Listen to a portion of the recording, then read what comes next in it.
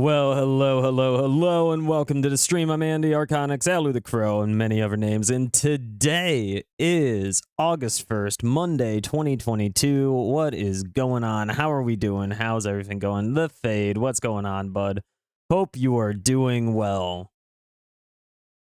Oh boy, what a day indeed. What some time in front of us. How are we ever going to see what's going on?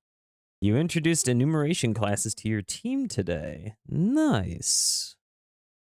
Oh, chat. What a time indeed. Also, sick. 2 years now?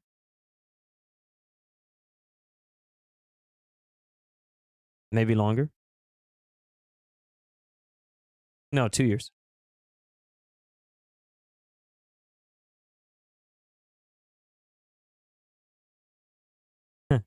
No, I also just wear a lot of long sleeves. Anyway, what's going on, everybody? Hopefully you're all doing well. Welcome on into the stream.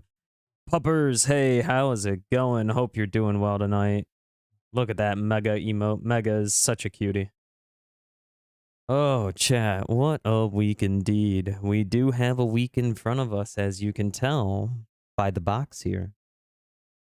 We're starting to pack up and clear out. We're getting out of here. On to a new area, new chapter in life. We are moving. What a time indeed.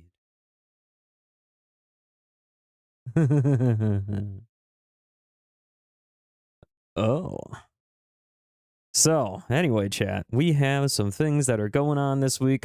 My streams will be relatively infrequent this week, mostly because, of course, we will be, well, probably exhausted from trying to move in a lot of areas and trying to just get things together and, cleaning up and cleaning out. Things are going to be hectic over the next few weeks, but specifically this week, we got my mom staying over helping me out, big huge thanks to her.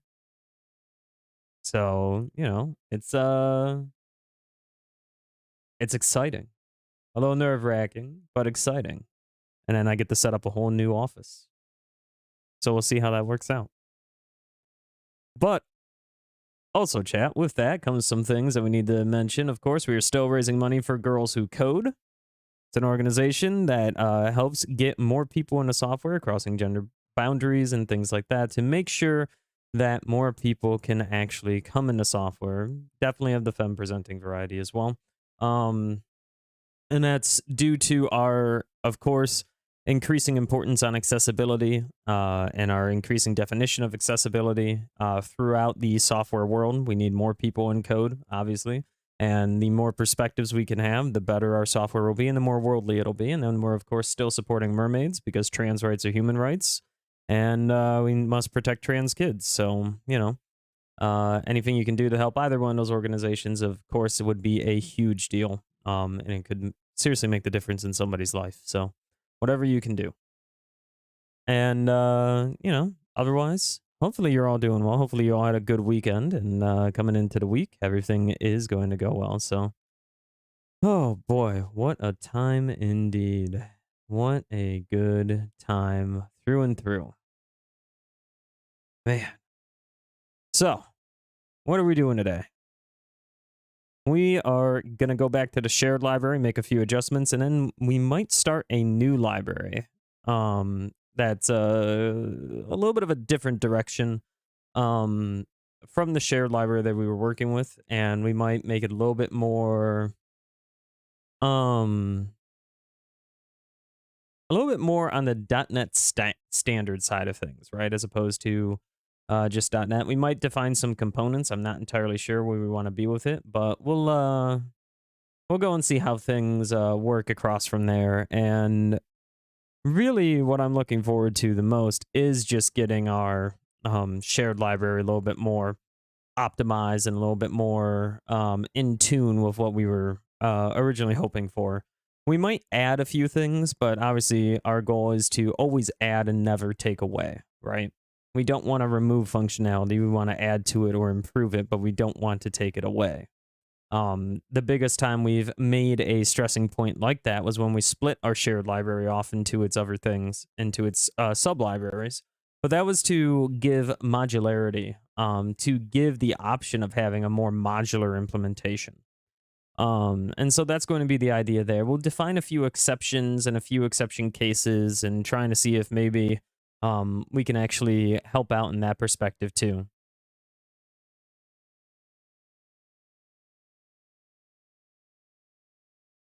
Hayden, thank you for the host. I appreciate it. What's going on, Shimmer? How are you doing tonight? Hopefully you're doing well.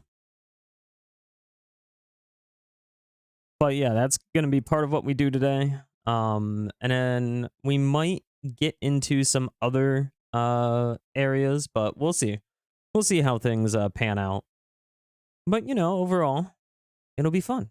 We'll get through it and we'll see exactly where we go. And who knows? Maybe we'll have a updated NuGet package. Maybe we won't. All I can tell you is that we've definitely crossed a threshold that I did not expect to cross at all. And I'm incredibly proud of how far we've come.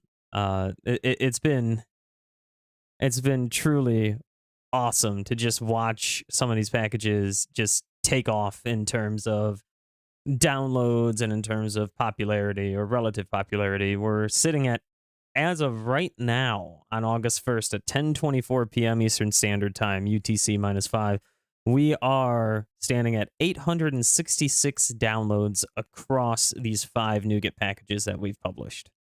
And that is a huge accomplishment on our end. And I think that's quite awesome for the Omenden to go and see. And hopefully we can see some more development and moving out into that package area, right? Because I think this is actually really cool.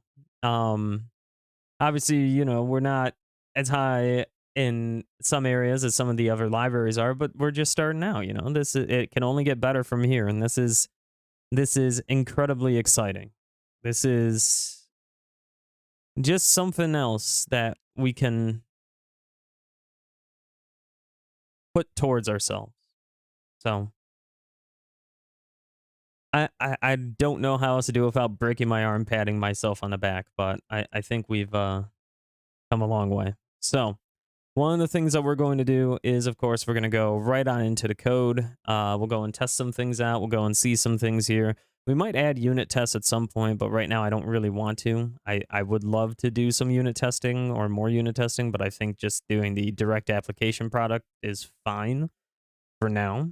And mostly since these aren't doing anything like too intense under the hood or under the scenes other than relying on you know, some of the base functionality of the language, just extending upon a little bit of it. I don't really think there's too much of a need to go through that, but you know, we'll go and see where this takes us. So without much further ado, why don't we?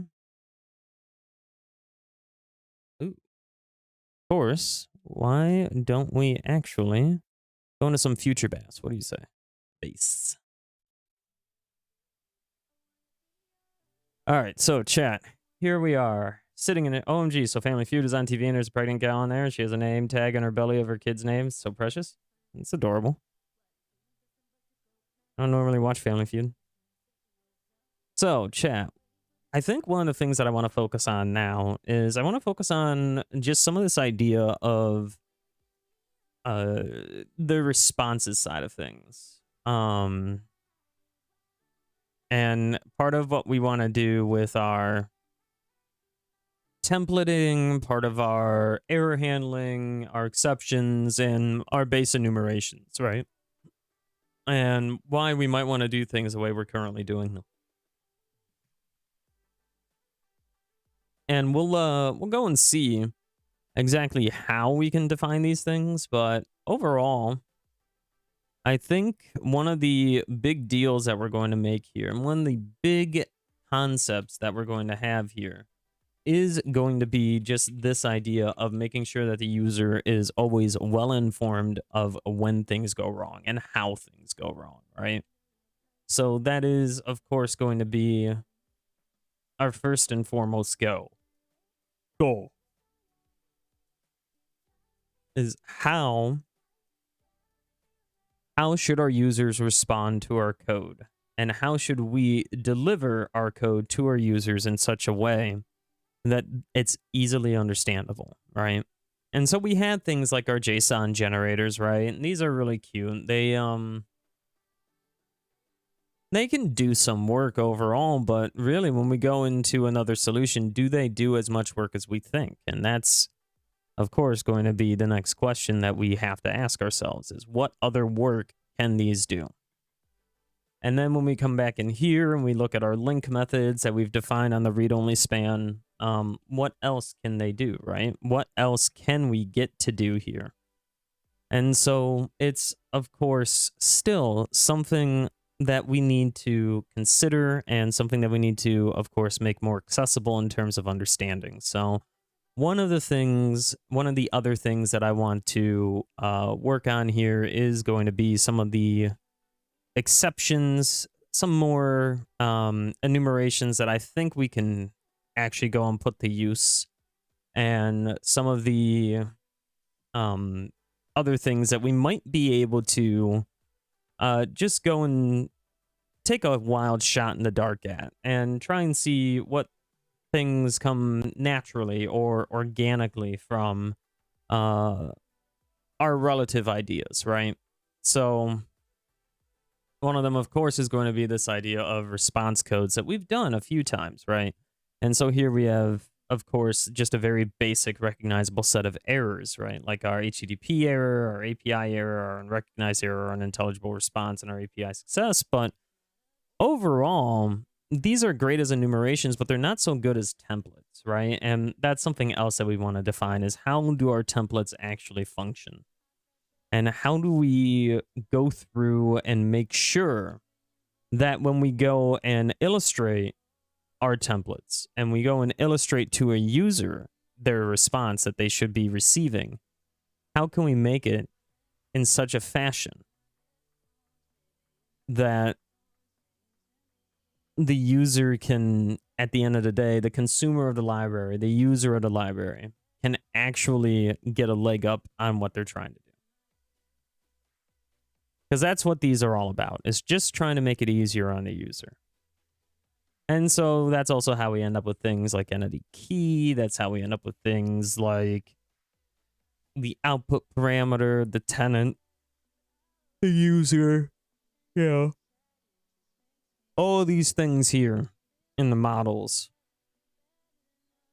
So I think one of the other things that we might want to do is we want to go and expose some things like a asynchronous stream response. Kathy, what's going on? Good to see you again, Kathy.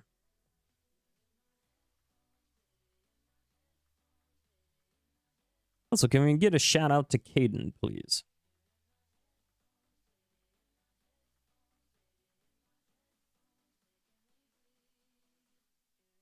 I'm good. You have no more COVID, so that's exciting. Congratulations, Kathy.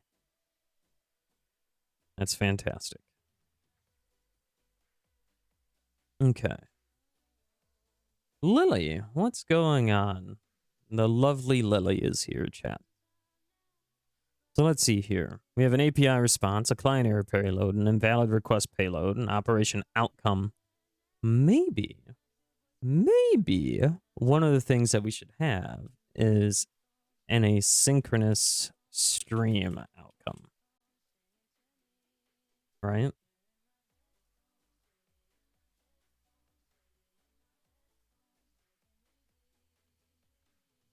And so if we go and we take a look at our operation outcome, this makes a whole lot of sense. Kathy got suplexed.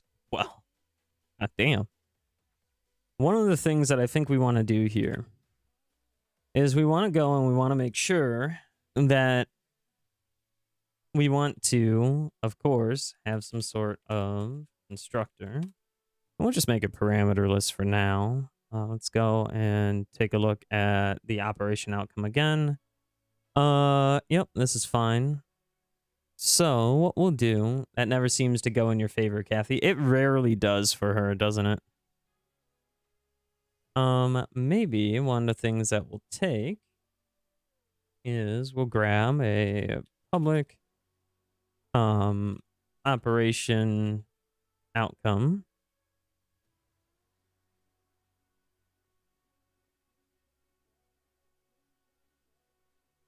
And we'll grab one of those.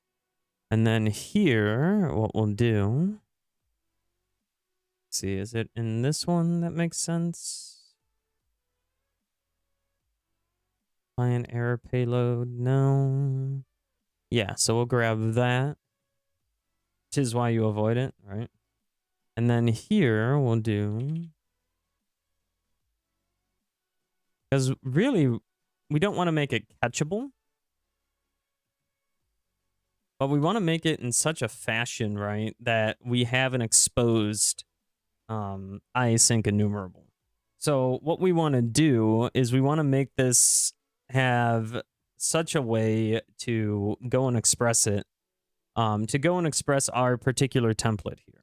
And so what we want to do, what I'm thinking what we want to do is we want to think about this in terms of, well, how is this going to be used? So let's go and define that, right? So we have an await for each var item in items,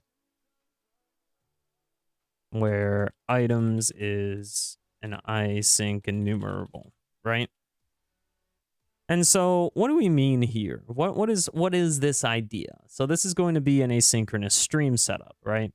And so for each item in this async enumerable, what we can do is we can operate underneath it, right? And so what do I mean by that? Well, if we go and we take a look at what an async enumerable would entail, right? We would, of course, have our curly braces. And then we would have underneath here some sort of long-running operation upon the item. And then we would yield return the result of that with the result of that item at some point, right? And so at some point in between here, what we want to be able to do is we want to be able to say, okay, as this is running or as we're causing this to enumerate, how do we essentially focus this in such a fashion that we can get away with almost writing a try catch within here, right? Because currently right now, I don't believe you can write a try catch within an asynchronous iterator. And so that's going to be kind of the goal here, is to try and fake a try catch, right? And the reason why we can't do it is primarily due to this particular syntax right here. So is there a benefit to doing this? Potentially. It could just be something really cool to see. You know, it could just be something, oh, that's actually cool. We haven't seen that implemented. Could it be impossible to implement? Absolutely. I mean, let's keep this in mind too. It's not necessarily feasible to have this. There's probably a reason why this doesn't exist in the current language structure. It is a complicated problem, right? I mean, it also comes down to how does the consumer actually want to handle it? And so far what we've been doing is we've been saying that, okay, if you want to enumerate over the records asynchronously, you can handle it yourself. Otherwise, you know, we're going to call items at toList async, right? And this will handle it in and of itself. And then you can do a try catch over this whole collection.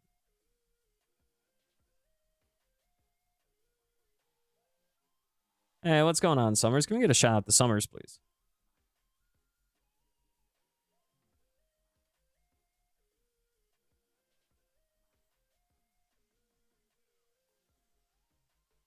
So essentially, what we've been saying is that, okay, you have no problems forcing the language to execute and enumerate over this particular collection.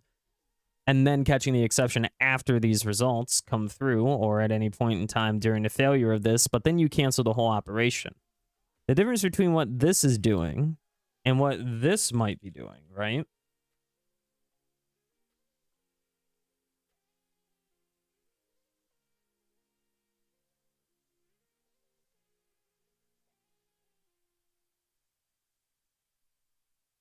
The difference between these two structures seems subtle, but it's actually massive.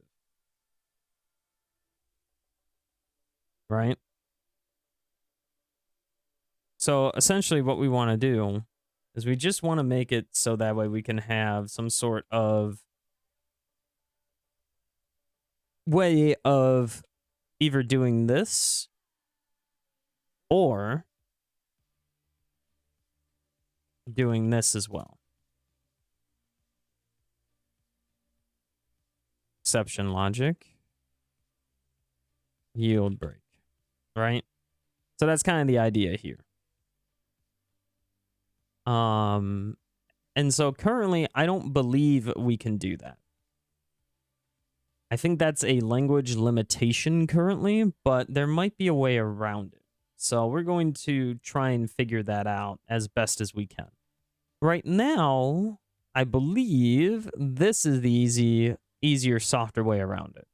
The other way to do it is, of course, just to not make an async enumerable return type asynchronous, right? Because as soon as you do that, then you have to plug in the await for each. So if we had something like public async enumerable type exception, get exceptions from stream, you know, and this would take in a particular async enumerable of t.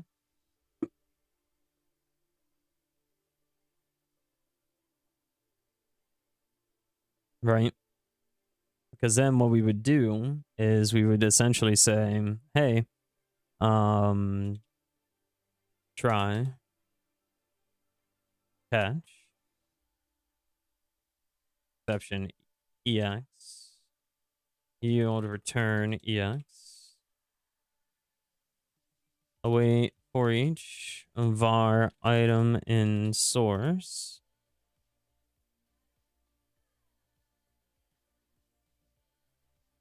Right? So you see how you can't do a yield return here?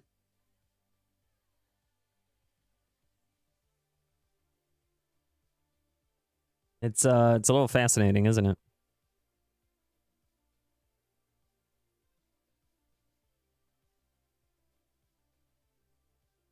So hypothetically, what we could do, instead of forcing it like this,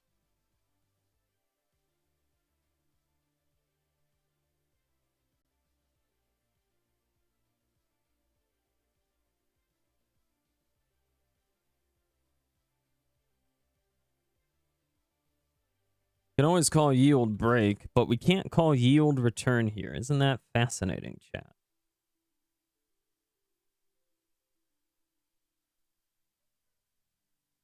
So we can force the enumeration, but the second we want to actually do something with it,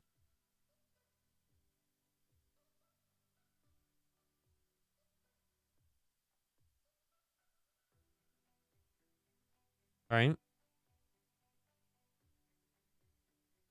Var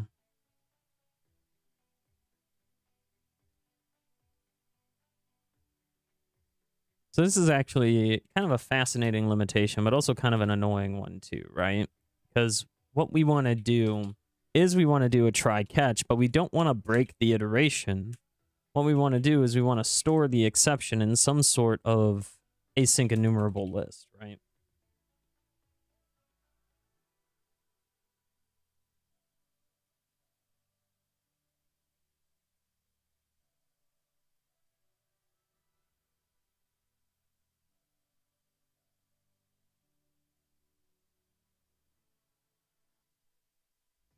Something like this.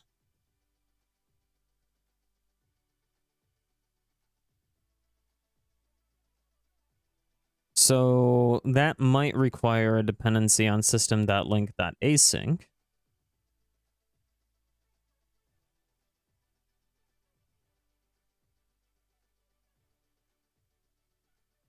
So we'll go and we'll check this out and see what we can do.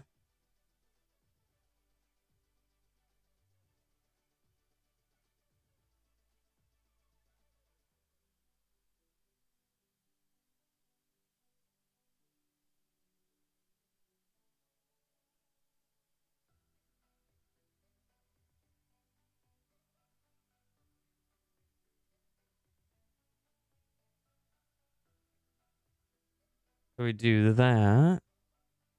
And we would do exception stream.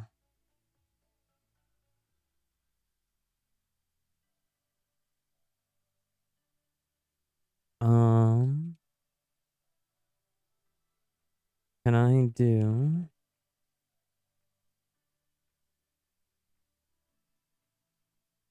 Oh boy.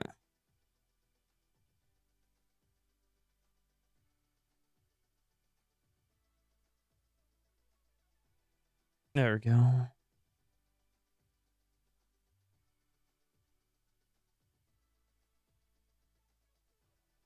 Possible multiple enumeration. Ah, crap.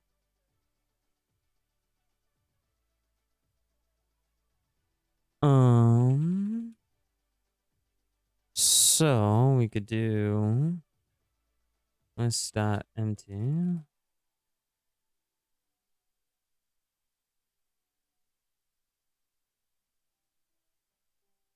Do that. And then here we could do for each in exception stream. Hope it goes quickly. Yeah, I also hope it goes quickly for you.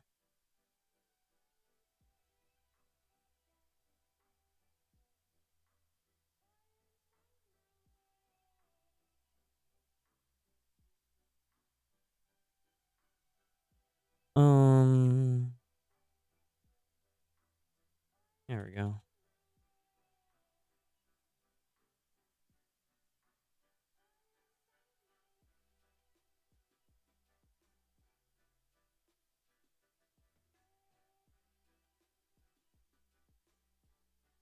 Right. So can't do that.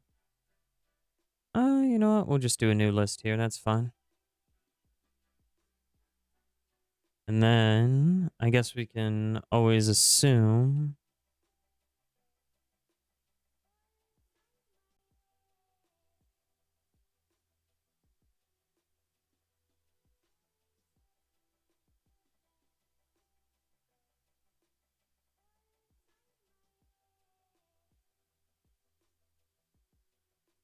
it should be fine. You know, somebody was getting a little mad that I used the var keyword all over the place, and I was reading this very interesting Medium article about it. That it's like, don't use the var keyword. That's just a sign of being lazy, and that's a lazy programmer. Like, man, I don't care. Why would I care?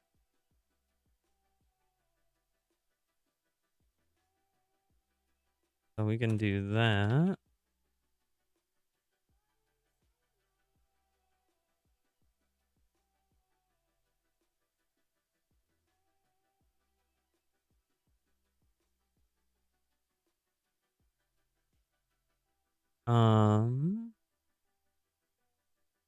Oh yeah, and part of the power that's going to come through this is going to be the... If it works efficiently, why in the world would it even matter? Readability. People are relatively dogmatic in their approach. I just do what I feel comfortable with when it comes to coding, and also, of course, whatever the business wants me to do, right? Because at the end of the day, you know, if a business wants me to use var everywhere, I'm going to use var everywhere. If a business wants me to declare the types on one hand side and use target type naming on the other, then that's what I'm going to do. I don't really care. I'm just, at the end of the day, I'm just there to work and be done with work, you know? So let's see here. Maybe we want to take in some sort of function of t. Or do we want to take in an action?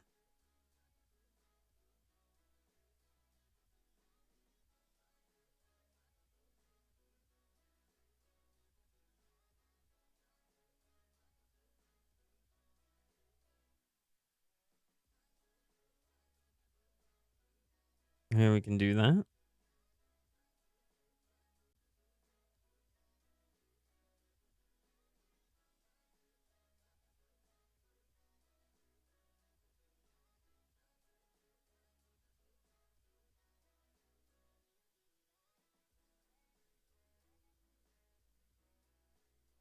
Not entirely sure. Let's see.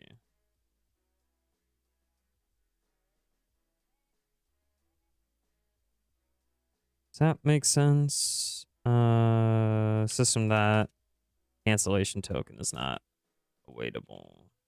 Right. Let's see here. Cannot convert T to system.value task. Right, because this, I think, actually needs to be out front, if I remember correctly. Value task. Function of T.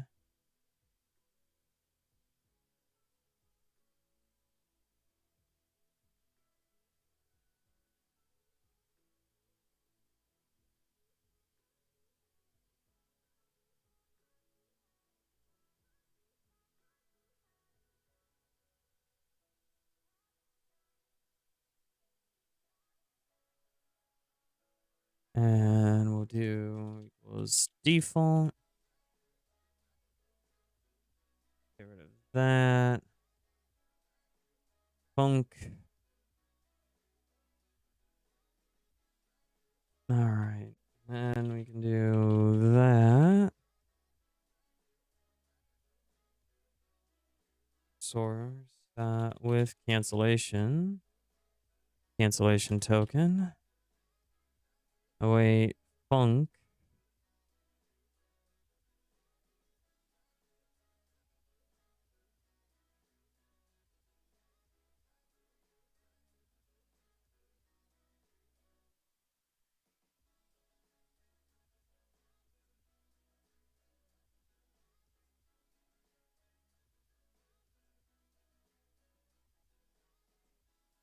How the hell do you do async lambda expression param? How do you do that? So I thought await int string, right?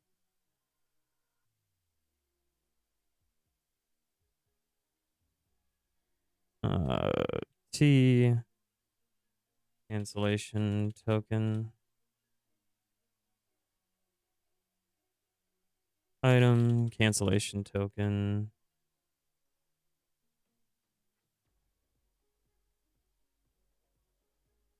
Is that not it? That's supposed to be it?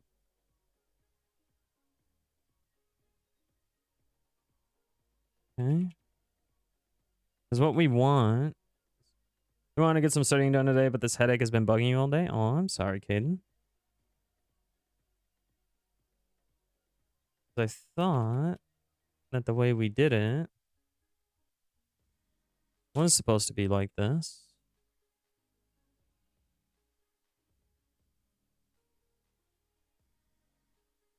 All right.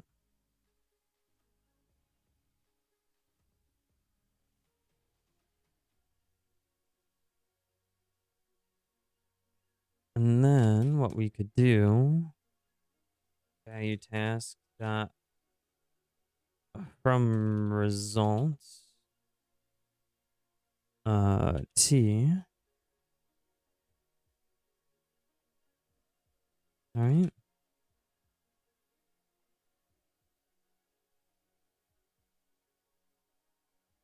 Or am I just supposed to do a task? I don't actually know, chat. I'm a little lost here. Oh, out of my guard. Unless it's supposed to be...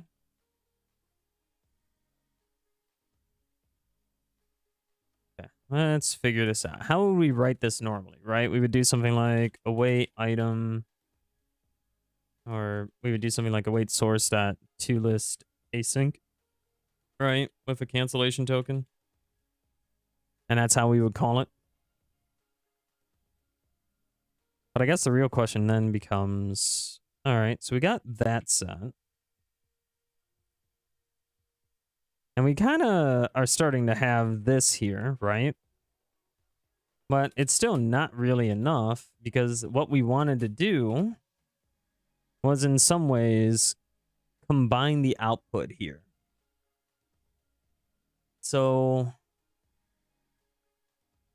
how do we go about doing that, right? How do we go about consolidating these streams?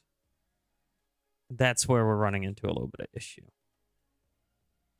So I thought it was just simply going to be doing a func here.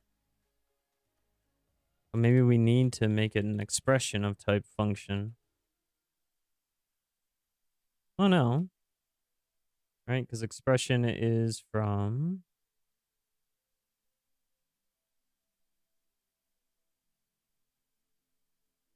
system.link.expression.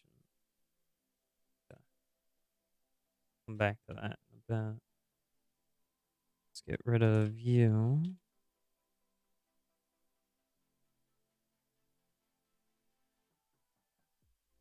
But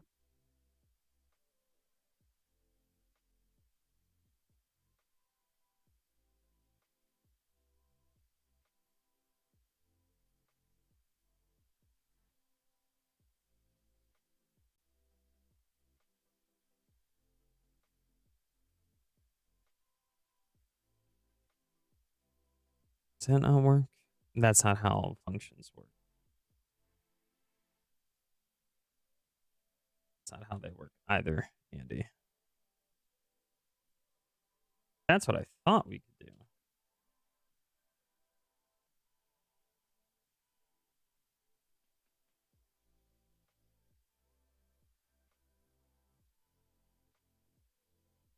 Oh.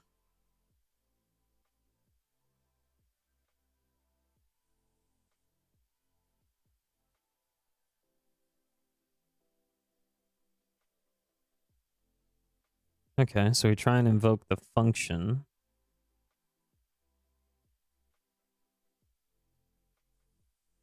But what we want to invoke it on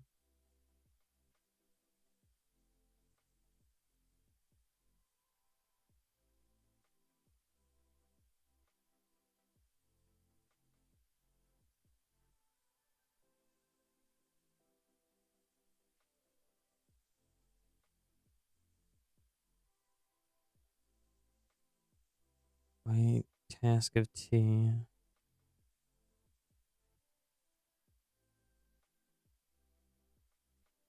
How do we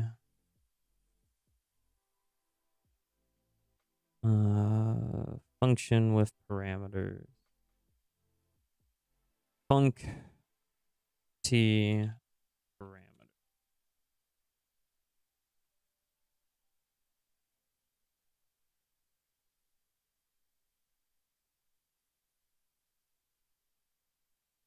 Right, I see that. Func double. Not what I wanted.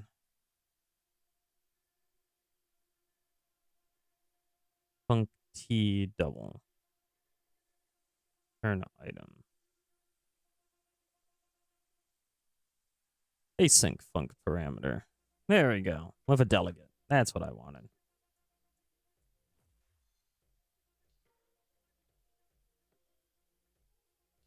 Wow, I'm very silly, aren't I?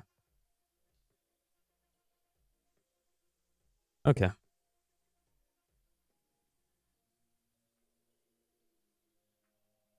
There we go. That's how that'll work. And there. So now, and I'll do that.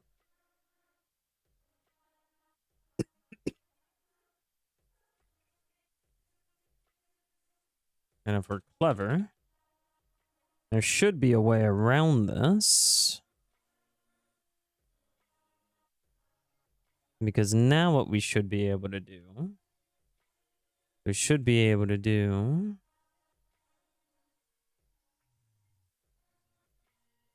something along these lines.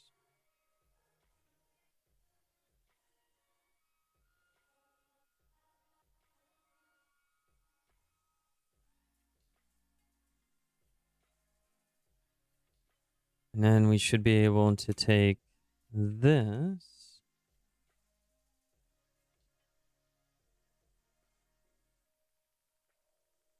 And actually, if we really wanted to further limit it, I guess we could say where T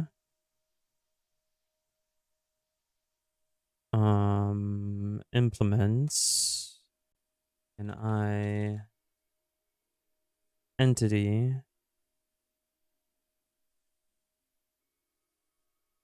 T of type T, right?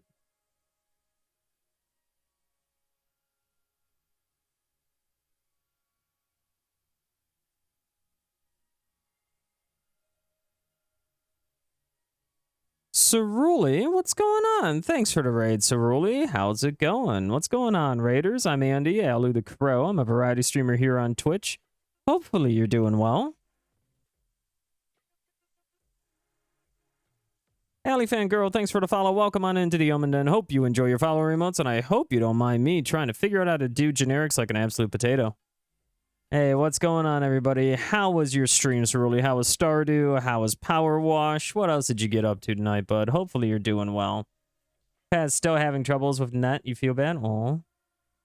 Stream was good. You hungry? Go eat. What you got for dinner, Ceruli? You feel offended, Alu? What's going on, potato? Welcome on in, everybody. Hopefully you're all doing well. We're just going through here and we're trying to figure out how we can capture exceptions efficiently from a stream. Liz, what's going on? It's been a while since I've seen you. Hopefully you're doing well. Hopefully work is going well for you. Miss you lots.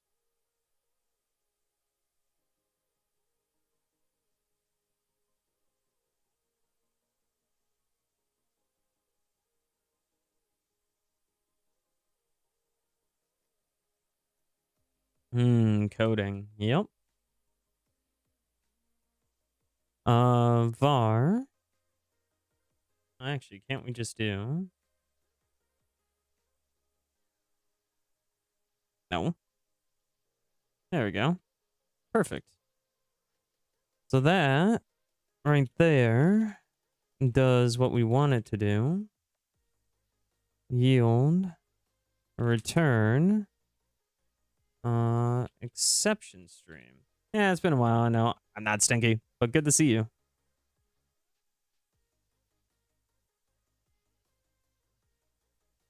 Oh, right. That's not going to work. So maybe we have to wait until the end for each of our... Castiel, what's going on? Dang, you don't have the stinky gar emotes either? Oh, no. It has been a minute, hasn't it?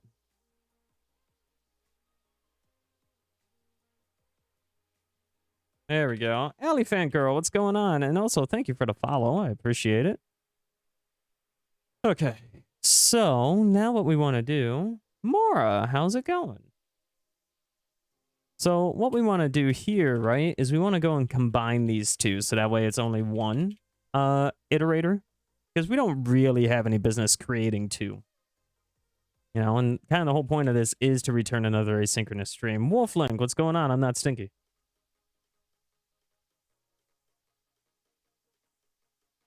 So, I'm thinking instead, let's see here, var exception iteration equals new T exception.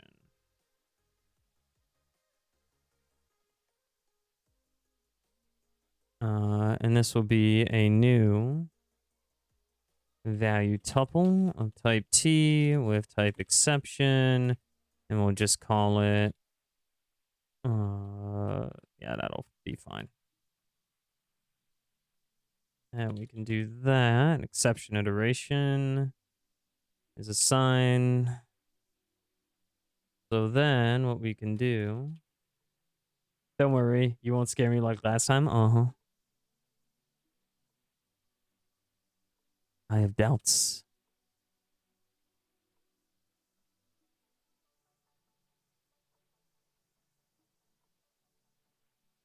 Not exception, exception. Okay, and then we can do yield return exception iteration. All right. I saw you're actually slaying down on mobile. Oh my. So now what this will do, and actually, I think we want this to implement iEntity, not just iEntity key, right? Because if we remember last time, iEntity takes in an iEntity key. So that'll work. So that works out for us. And again, chat, what we're trying to do here is we're trying to capture this notion of just being able to handle exceptions on a streaming basis, right? And so what we're doing here in a fashion or in a way is we are taking an asynchronous stream, right? An async enumerable.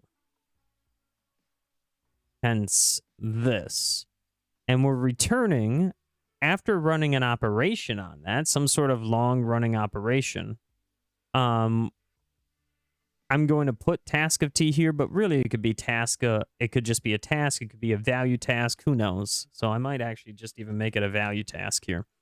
But really the point is that now you can run some sort of function over our asynchronous stream while you're iterating through it.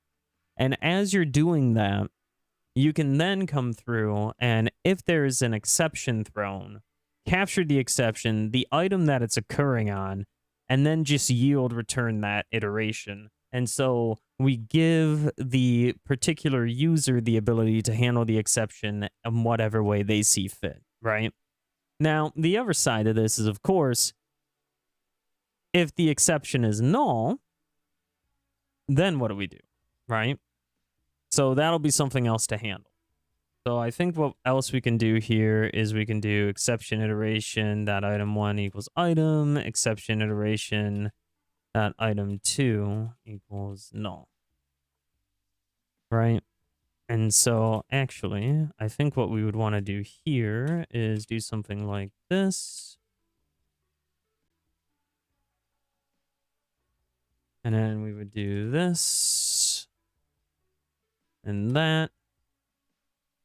And now the caller can actually go and determine how they want to work with this, right? Value assign is not used in any execution path. Okay.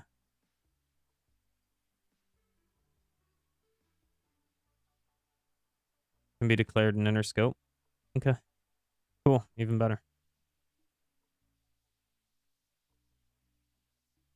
All right. So now, what we've said here and what we're able to do is we're able to hopefully iterate through a source enumeration and grab each exception that occurs on a per item basis, which, again, I'm hoping works out the way we want it to. Now, of course, the next thing that we want to do is we want to use our own built-in type, right? Because capturing an exception isn't particularly interesting. Like, it's cool, but now that we have that, maybe now what we want to do is we want to go and just define it for a particular operation outcome. And that, to me, is going to field itself to be a lot more interesting. So we're going to copy this method, but we're going to change some of the parameters around, right? And we'll just do get outcomes of stream iteration.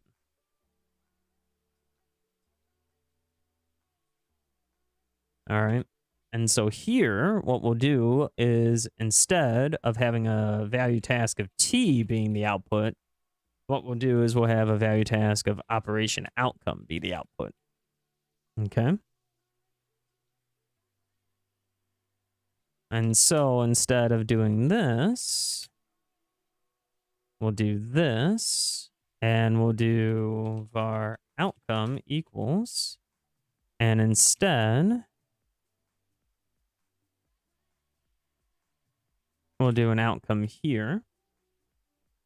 And then if this isn't it, then we can do operation outcome dot unsuccessful outcome.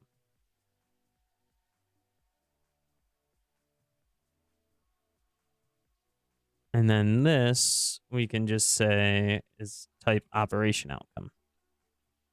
Right? And this we can rename to a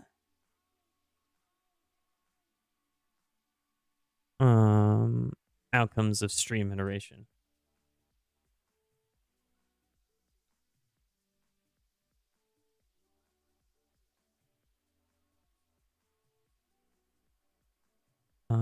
Outcomes of stream iteration. There we go. And then, since we don't really care what the exception is, well, we kind of do.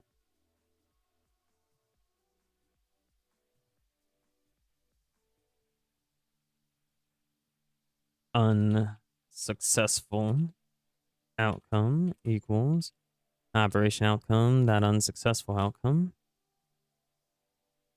Unsuccessful that,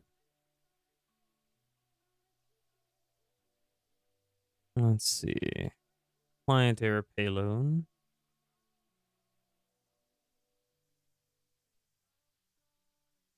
is error equals true. So we'll go and do that. And instead of just returning this, what we'll do is we'll specify it a little bit more. Unsuccessful outcome. Cool.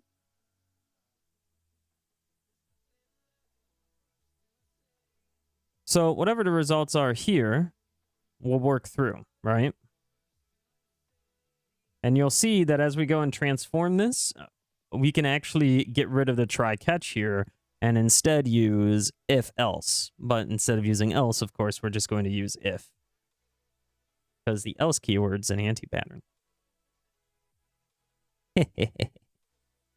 Unsuccessful. Dot client error payload. Actually, we'll just do equals new. And we'll get rid of this. And we'll come into here.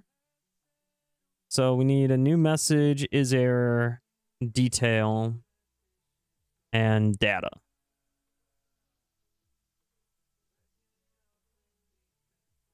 So maybe you can see where I'm going with this, but we're actually going to be simplifying this quite a bit. And that's kind of a big picture item, right?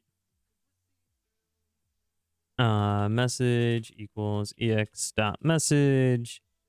Detail equals ex.stacktrace. And then is error equals true.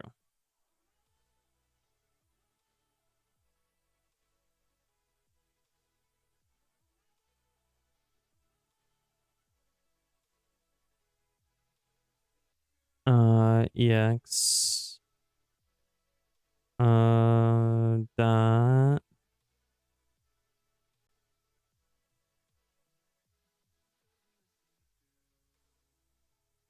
oh chat, we're gonna take an ad break. Whoopsie. So I will see you in about 90 seconds.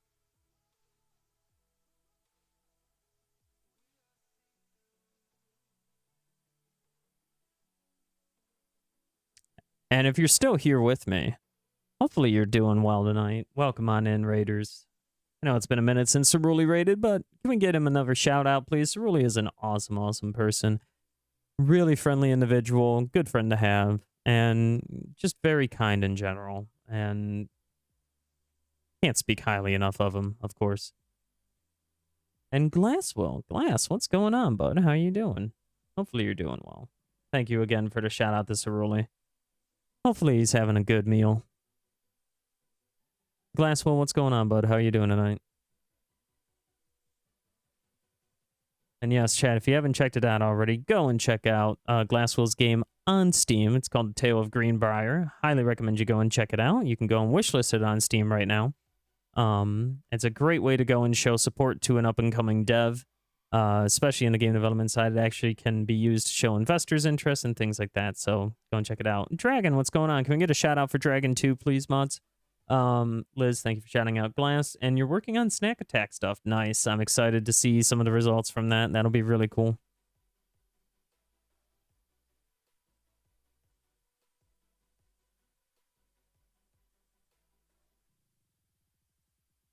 Is there anything that isn't nullable? Damn it. Oh. Name of... What is this method name? Oh, wait. 2 shoutouts, why not? Exactly. You're so not used to that at all? It's all good, Dragon.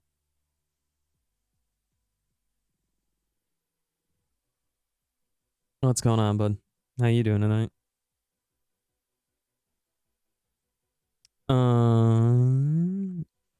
Let's see. Name of item.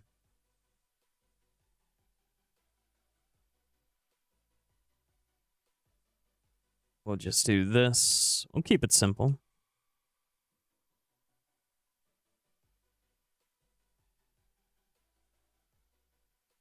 True and exception while iterating through the stream.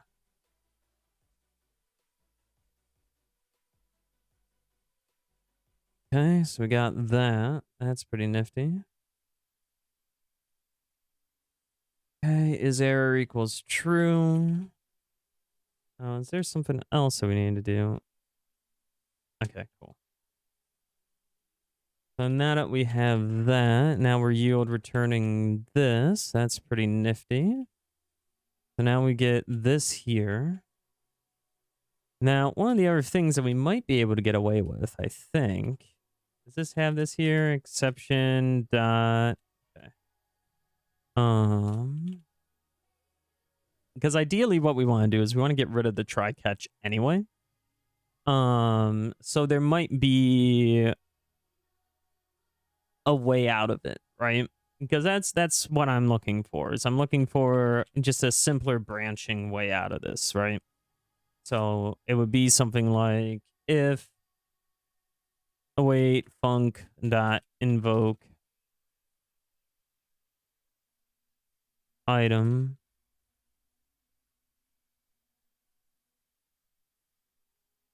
is completed successfully, right?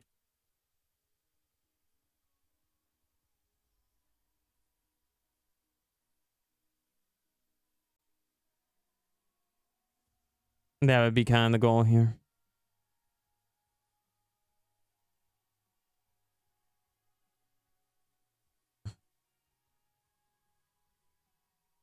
Is this a blocking call? No. Okay, that's fine.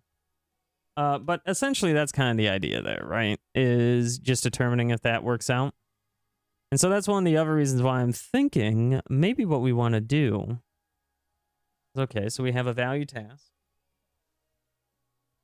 We could pass out a Boolean, right? And then it would just be essentially doing this.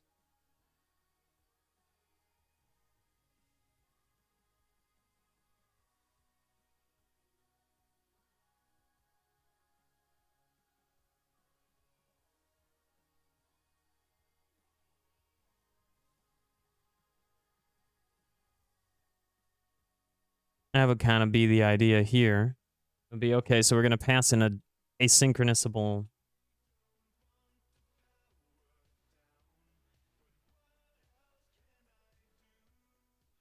Gecko, thanks for the host, bud. I appreciate it. What's going on? How you doing tonight? But I don't think that's actually going to work out the way we want it to. So why don't we just keep it simple? We'll do this.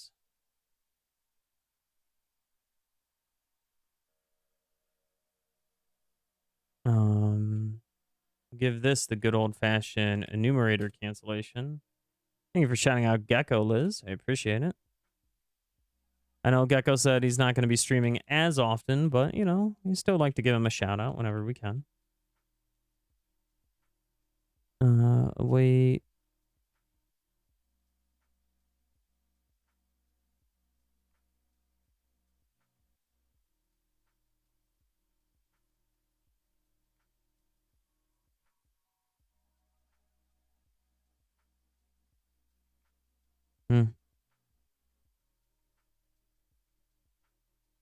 Oh, right, because it's swallowed up by the exception.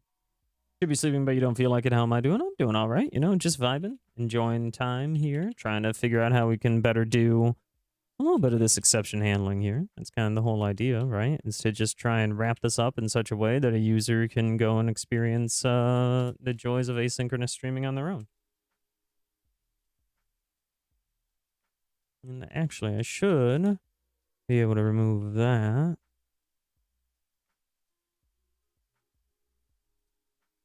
And then I'm wondering if we would be safe defining async enumerable. Well, maybe we'll come. I don't know. You've been missing so many streams recently. Being a responsible adult sucks. It can, but you're giving Gecko a fish. Let's see here. Well, no, because then we'd have to. Well, maybe that wouldn't be so bad, right? Chat is if we did something like this, right? And we actually went through and we did this, right? And gave it some sort of definition. Then we could do something like async enumerable t. Give it a task t exception async enumerable of type t operation outcome, right? So we could do this. I don't know what your dad does, honestly. You know your mom is in school right now, though? Oh, got it. So we could do this. All right. And then we would just do return. Get exceptions from stream. T.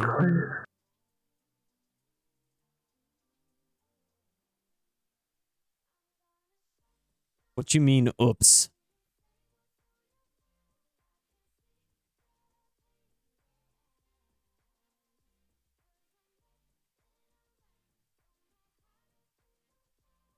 What you mean, oops? That won't actually work. So, Ramada, you been here? You've been working 8 hours every day? Oh, wow. They got you working a lot, don't they? It has been a while since you've been here. Appreciate you coming back, though.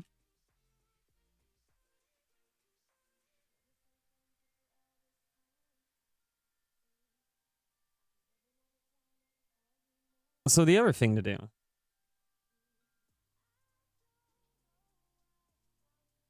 Or at least one of the other things I'm considering doing here. Is operation outcome taking a generic parameter? I don't think it does. No. But interestingly enough, Flying Air Payload does, which I think is fascinating. Yep, working hard. Good. Well, hopefully it is good work. So we got that. We added a dependency. So now with this idea, what you should be able to do, all right, let's go and run through this one more time. And actually, what we're going to do here too is because these methods essentially do the same thing, but this one is, I think, a little less expensive overall.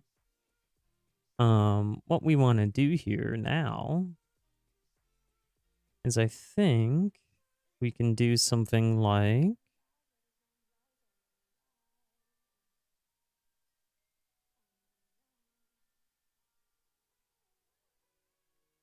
okay, so we have var outcome equals await function invoke. So what we could do, let's see, let's build this out, chat. Let's build this out. So what I want to do is var outcome equals that. If outcome bang equals operation outcome dot successful outcome,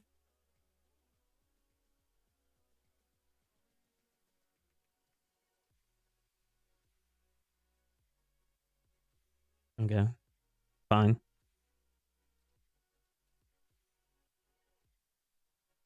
If it's not a successful outcome, then what we want to do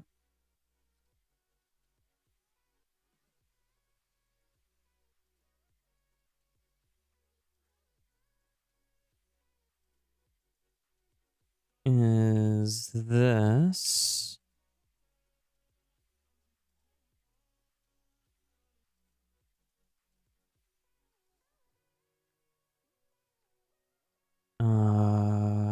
And then this.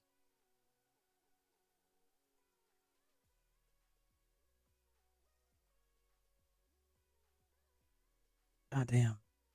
How many you got? Oh, hold on. I just realized something.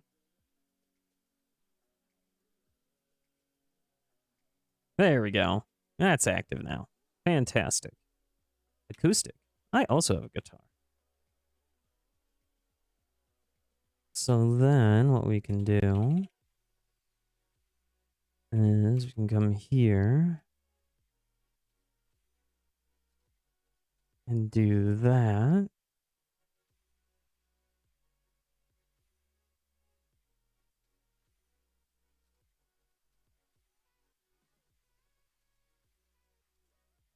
All right. Otherwise,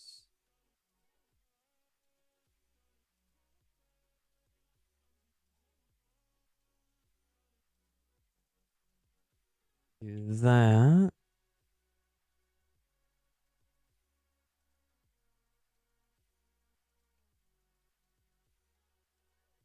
Okay. Then what we're going to do here is we'll just invert these.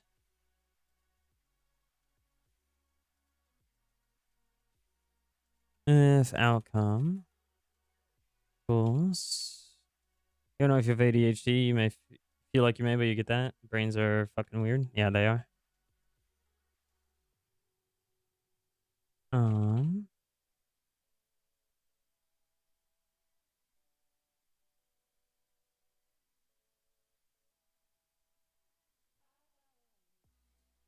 So we got that. We remove that. Yeah, because we're saying that, hey, this has to return an operation outcome anyway, right? So we're essentially giving them a safe iteration.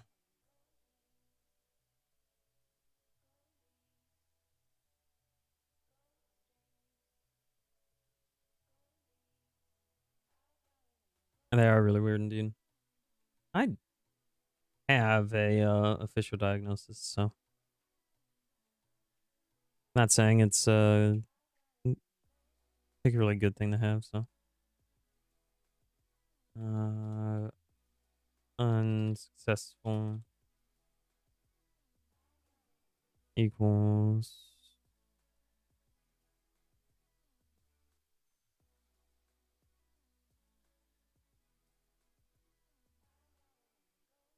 okay.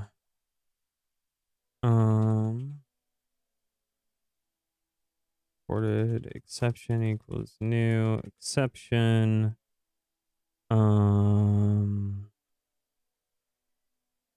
Name of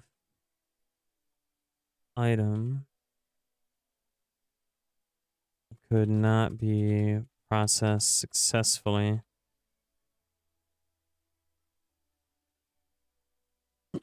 in the streaming context.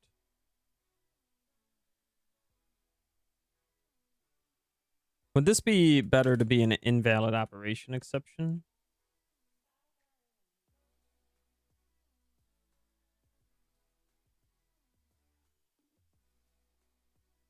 I guess so.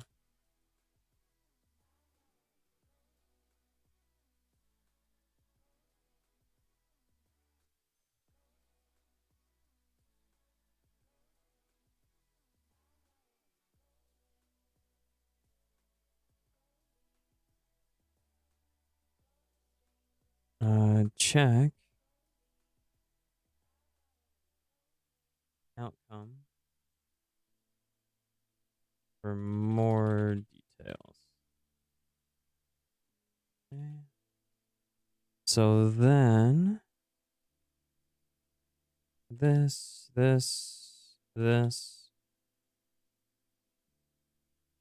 That's fine. That's fine. You don't have an official diagnosis. You have it. Your friend's dad who's a doctor of psychology. I think that's pretty close to official, Caden.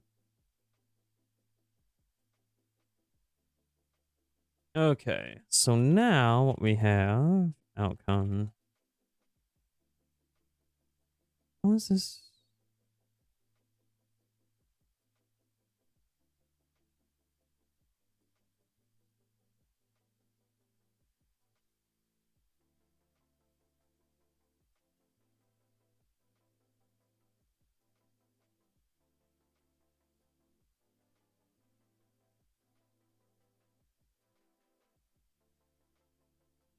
Yeah, I think that's official in every way except like written.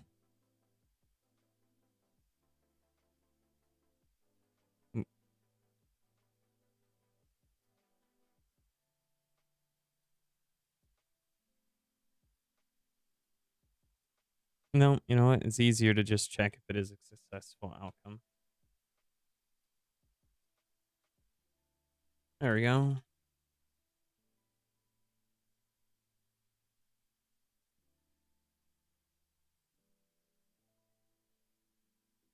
Yeah, I don't need continue there. Fine. Okay, we're good here. So now we've eliminated the try catch here. So now that we've done that, now what we should be able to say is that, okay, this will return. Your friend also didn't tell you until you were 21. They figured it out when you were 13. So there's that too. Rip.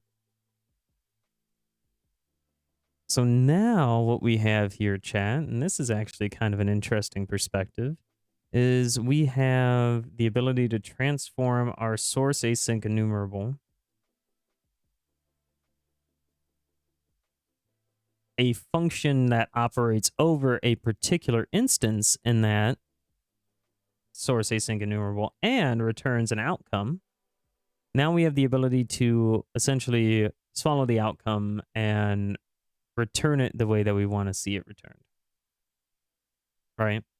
Now, here's the thing. Here's another intermediary step that we don't really need, because we already know it's going to be an unsuccessful outcome when it comes down here. So we don't actually need that step. And we can just do vote it out. Oh, man. Shimmer bee sauce. Uh-huh. So now we can do that. So liability issues, right? Okay. So now that we have that, this will return an invalid operation exception. Is this the one? No.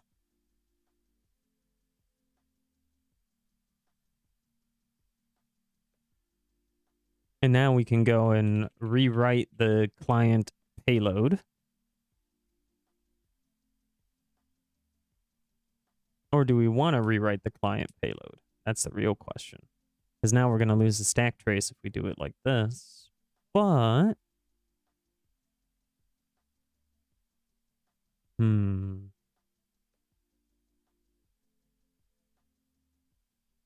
we'll figure it out.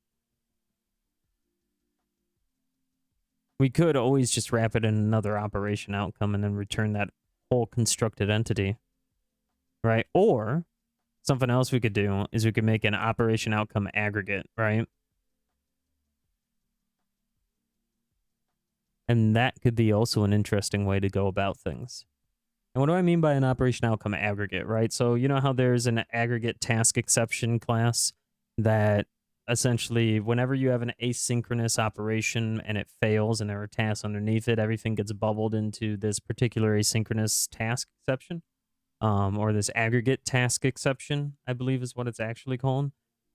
Similar concept, right? We're semi reinventing the wheel here, but we're also just providing a little bit of an easier way to kind of understand and go through how we want to explore this option. And the other thing that we want to do is we want to make sure that as we do it for the streams, we don't allocate a whole lot more than what we mean to.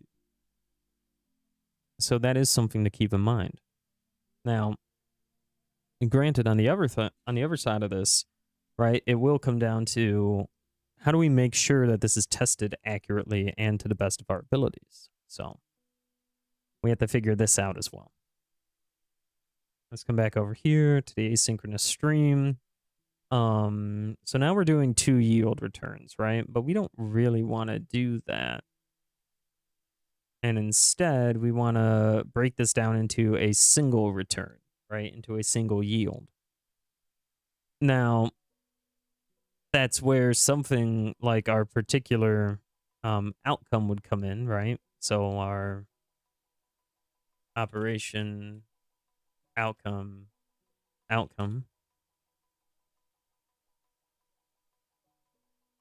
right? And then we would just do that.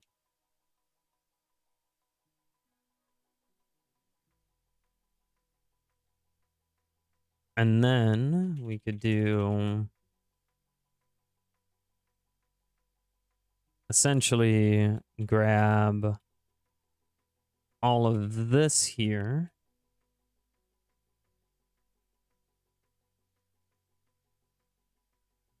Do this. Say if it's not that, then do this, then yield return, and continue operating on the stream. So that works out. Nope. Okay, so now what we'll do.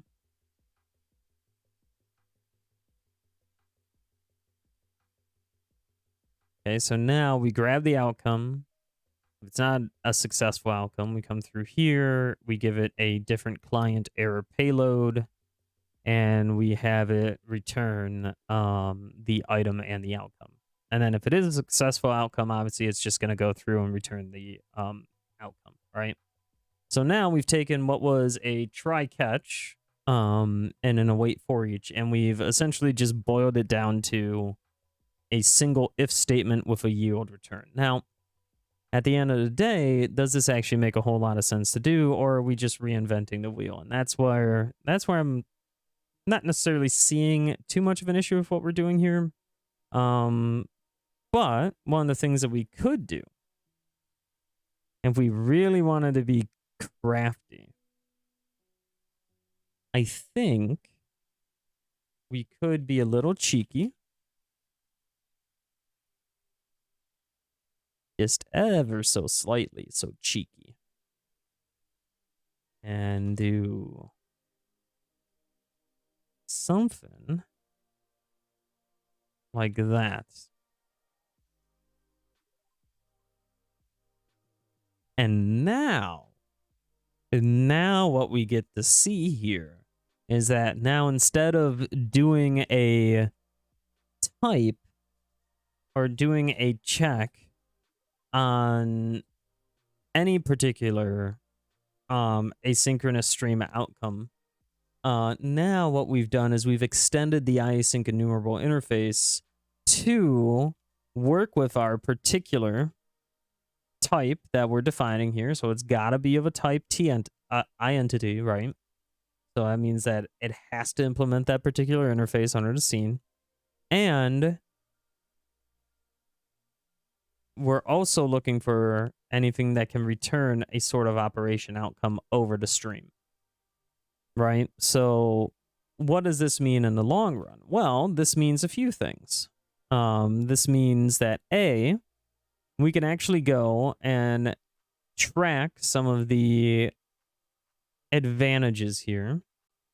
The other thing that I do want to make sure that we do, I think we can do that.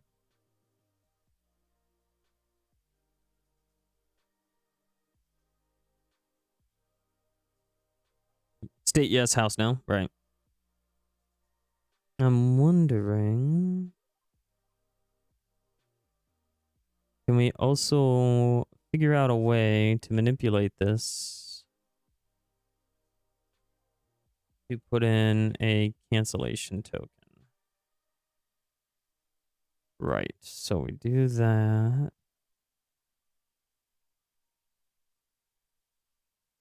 Okay, and now we provide the cancellation token into that.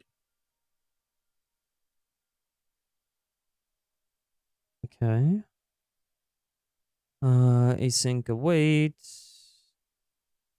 Sure. Okay. So now it'll have cancellation token support, which will be cool. Because we do like that. We like making sure we all have cancellation token support.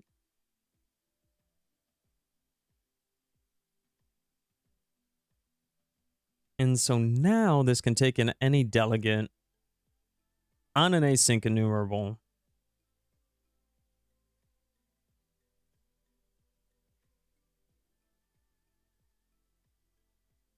Get outcomes of stream iteration async.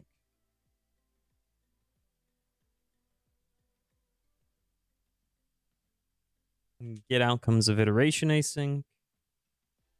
Get async stream outcomes. What should we actually call this, right?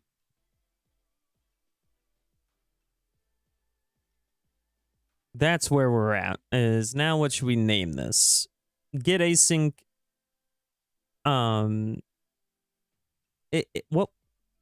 What are we doing? What is this method actually doing?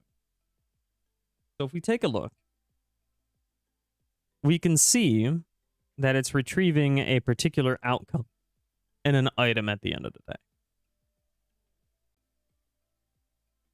So we could say get outcomes, but that doesn't really tell us how it's actually operating through this, right?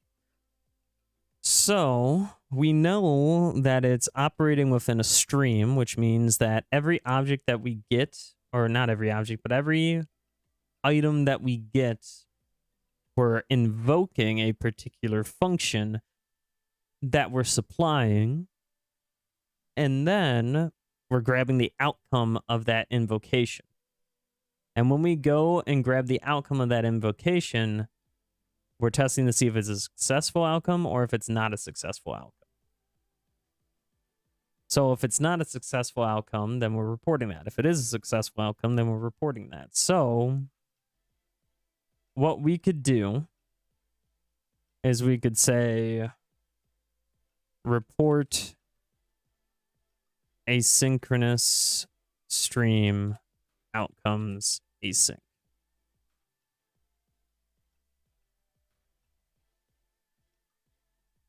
And I think that belies, or that at the very least tells us the actual intent behind what we're doing. And that's quite important.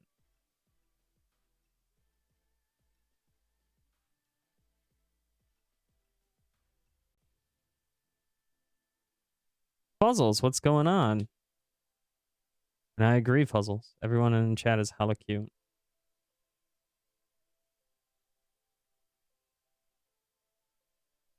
So now what we've done,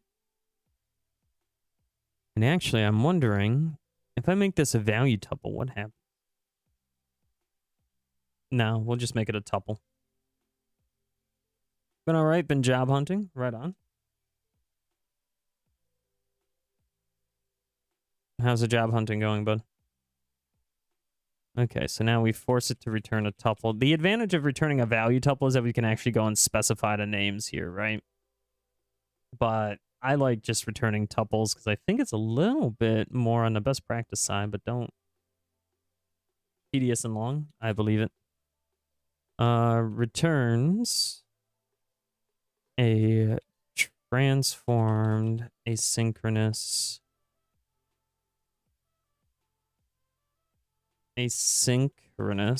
stream coupling the operation, coupling the type parameter t with the parameter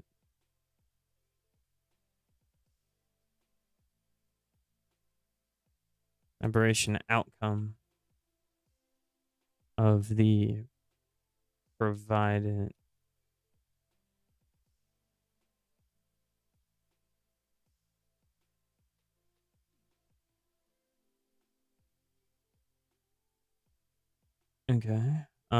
the underlying type that we're operating over,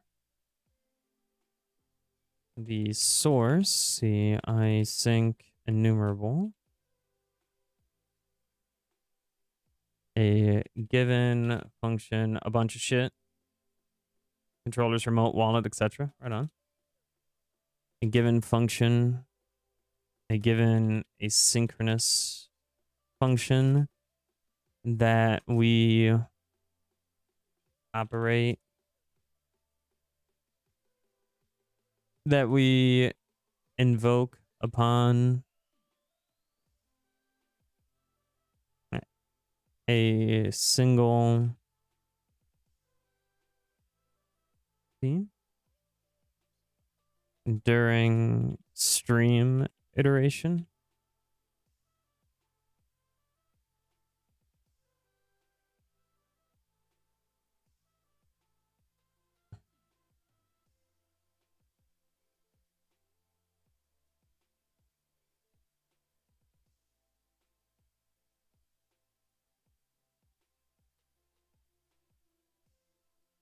Glasswell, what's going on?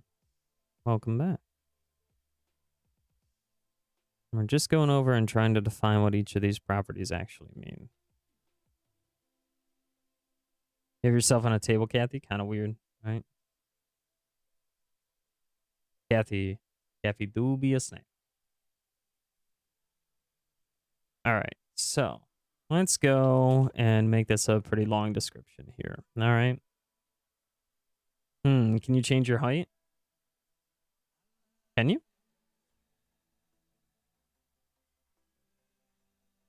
Iterates through the provided source stream and exacts a function and exacts the provided function over each individual member of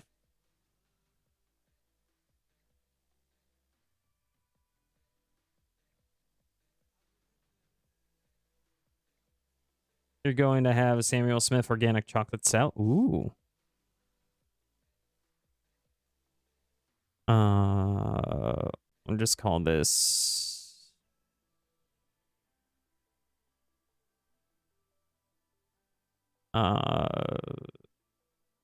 streamed or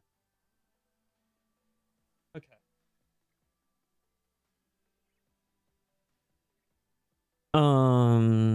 Outcome or what should we do this? Vampire. Outcome generator function. Good enough.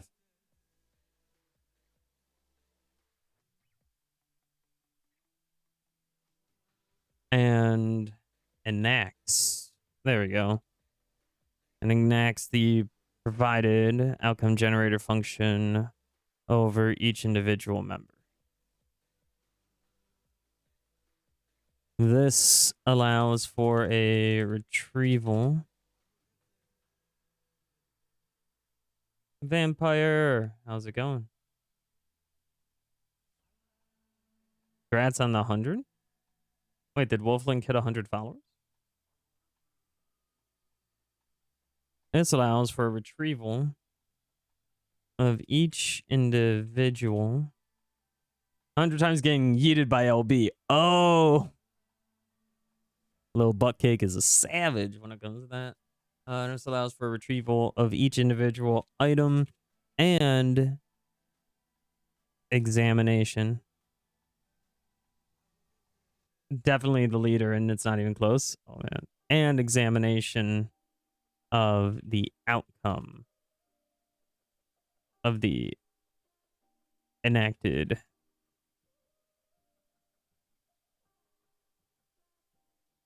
upon each item.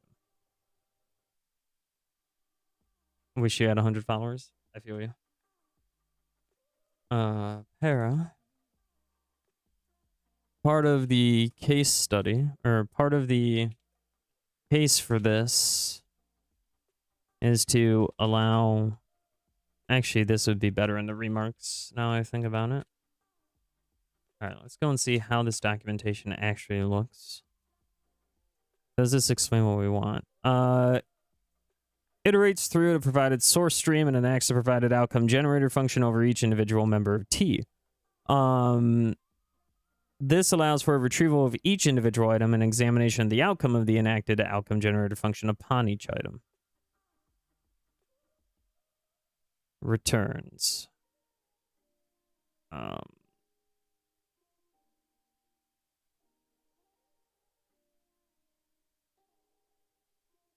Remarks. I'm sorry about that, Gecko. I would rather stub your toe than step in your cat's water bowl. Oh, no. Oh, no, Gecko. I feel for you.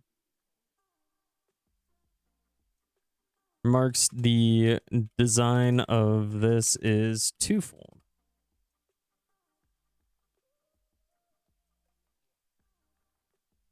List. Number.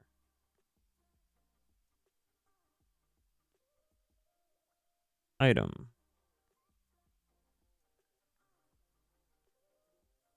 Item. 1.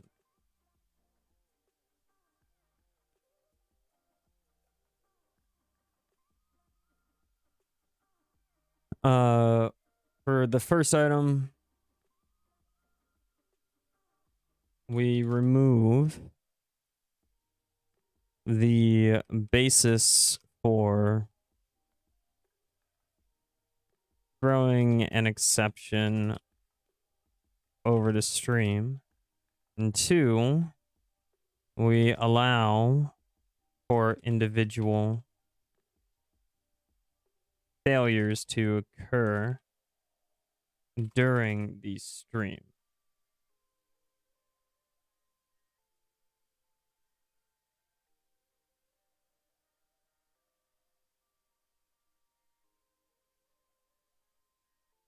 How do you spell occur?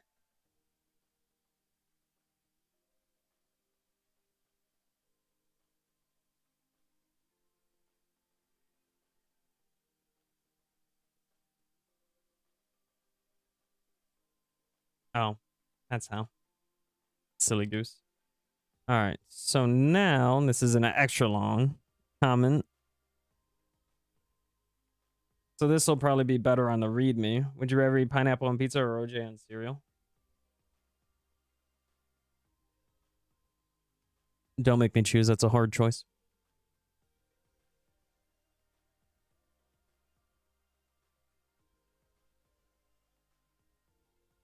Pizza on cereal. Glasswell gets it.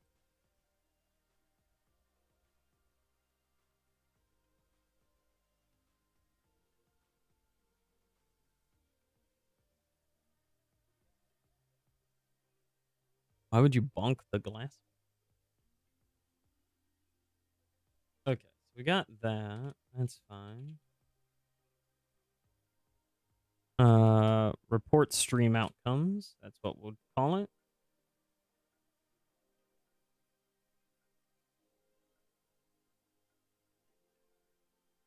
Okay, there we go. So now that we have that, and come over here.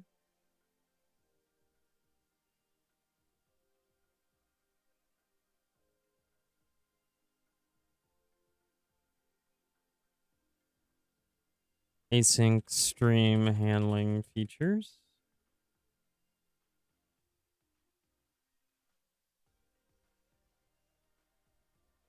One, provided in the asynchronous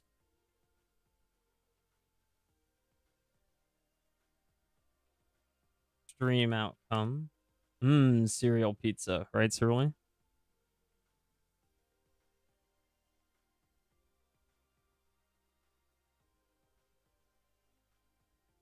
Set of extensions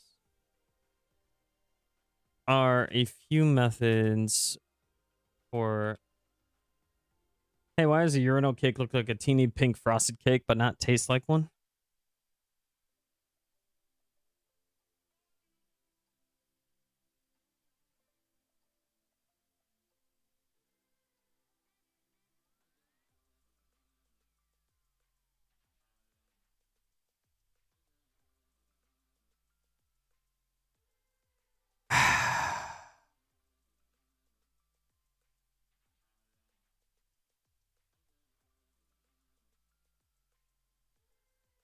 Probably, and hear me out, Giga, but probably because it's actually not meant to be eaten.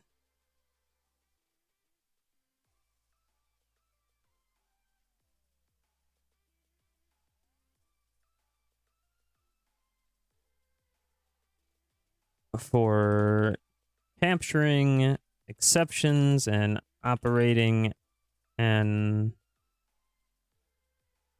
operation outcomes during an async during the streaming of an async enumeral glass.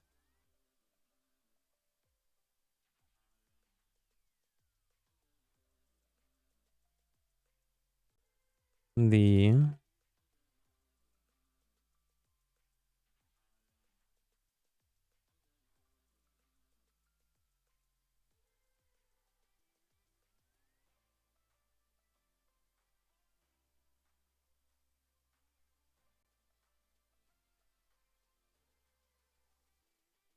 glass, please.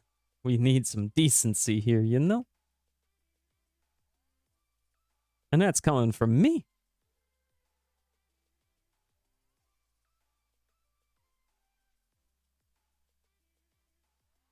What did Giga say? It's not meant to be eaten. It shouldn't be called a cake. Oh no. Betty Crocker and Kohler crossover.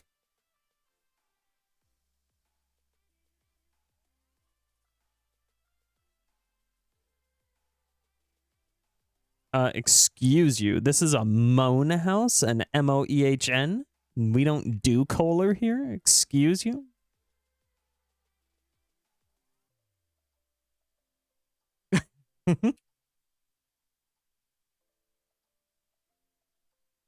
You're going to bed. I go into bed. I'm Andy. What did Kathy use the Mangekyo shotgun gun? Oh no.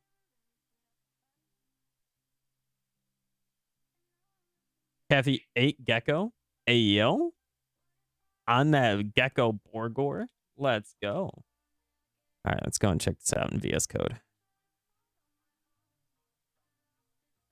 Yum, yum, yum, yum, yum, yum, yum, yum, yum, yum.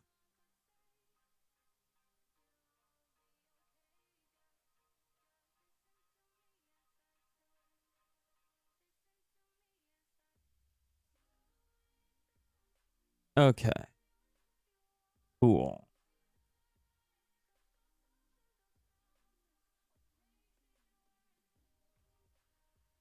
With this approach, we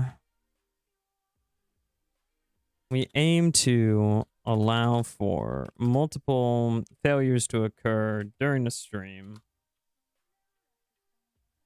while maintaining a consistent reporting behavior to allow for a more streamlined client experience. We also aim for the couple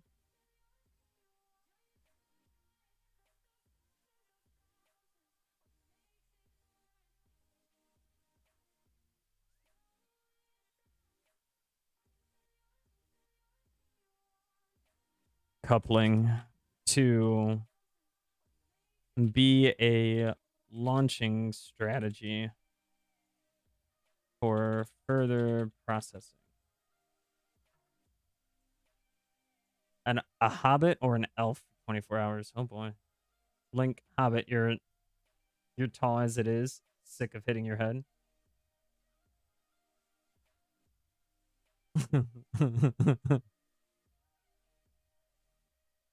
Cakes we've eaten in your dreams.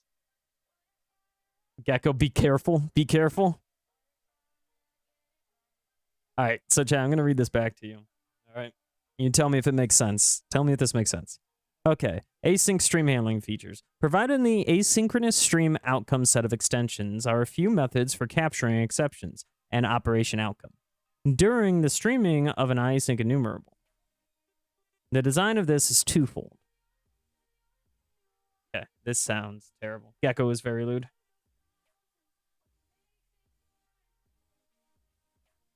One example.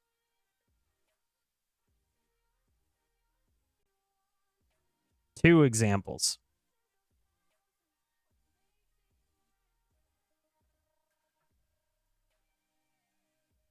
Three examples of Gecko being lewd. I am out here risking losing the sponsorship of HelloFresh. Okay, I do this for you. I do this for you because we spread truth, not fiction.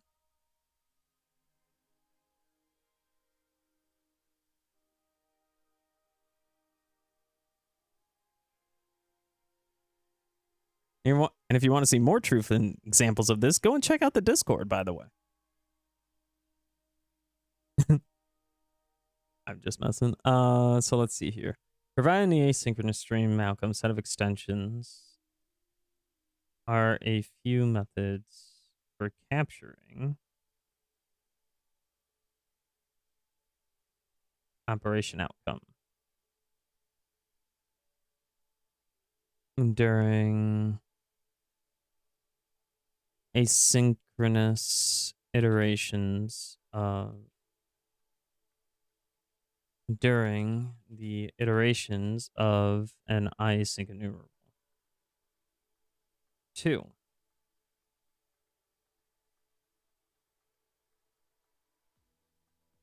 Our current implementation allows for the simplicity of just providing a long-running delegate of an individual individual operation.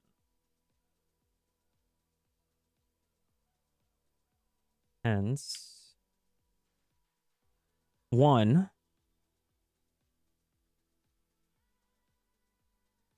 enter key. RQ. Oh. Which is just going to be a func of type T of type cancellation token of type value task of type operation outcome.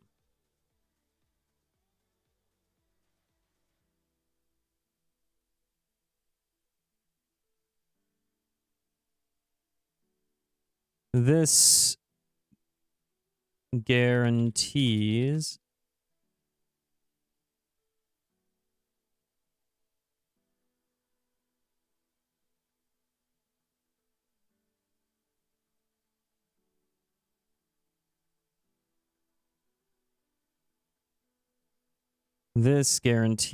that the underlying operation is asynchronous.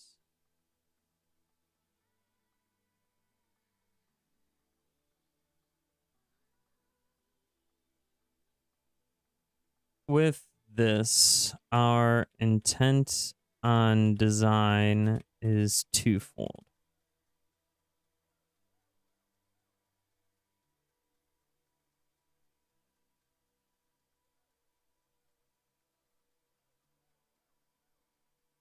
Of this provided,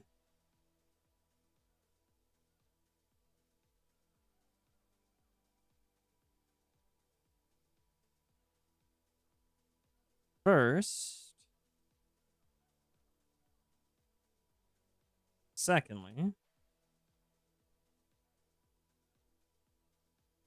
firstly,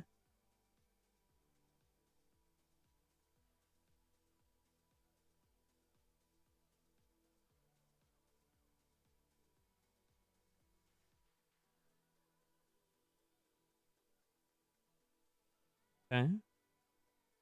That's the real question. Does this make sense to do? I think it does.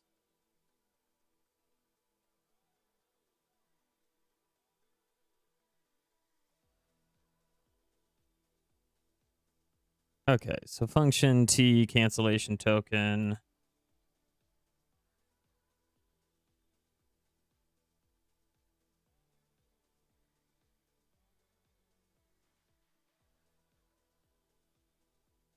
Okay, I can't spell guarantees. How the hell do you spell guarantees? Guarantees? Guarantees? Yeah. There we go. That code says POG sus. I see no POG. We also aim for the tuple coupling to be a launching strategy for further processing, right? Okay, so provided in the asynchronous stream outcome set of extensions are a few methods for capturing operation outcome during the iterations of an async enumerable. Our current implementation allows for the simplicity of just providing a long-running delegate of an individual operation. Func of type T, in cancellation token, out value task of operation outcome. So I think it's probably going to be important to specify the contravariance and the covariance here, just in case. So I think that works. So then we can do this. Okay. So there's that. Yeah, we staying hydrated? Yeah, we doing our best to. Okay, so now that we have that defined, this guarantees that the underlying operation is asynchronous. Drinking soda, does that count? In your dreams. This also ensures that the operation returns an operation outcome.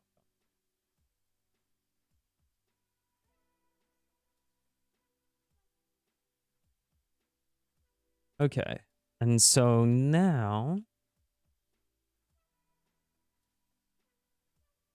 Gecko, I'm gonna hydrate you in your dreams. You'll be fine. Oh no, not like this. We aim to work solely with asynchronous iterations provided by an await for each pattern. We also aim to provide a simple and easy to interpret API for further processing and alignment. Okay, so we got that. That's fine. But what's next here, chat? What is the big thing that we're missing here? What is this whole concept, right? We are trying to make the user's work easier. Okay. What dreams? God damn it. We are trying to make the user's work easier. We are trying to make it so that way they essentially don't have to think too much on it, right? They don't have to do anything beyond simple consolidation and just simple, okay, I want this, let's get it to work.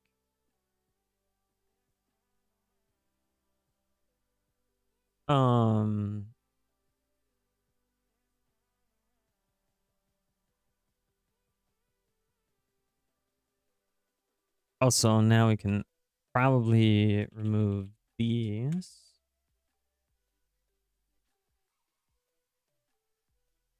So that's fine. Fruit punch and tequila is good. Wouldn't know.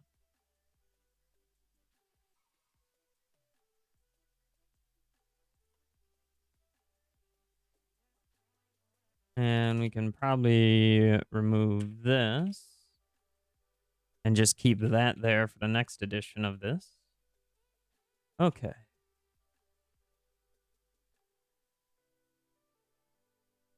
So now that we have this defined here,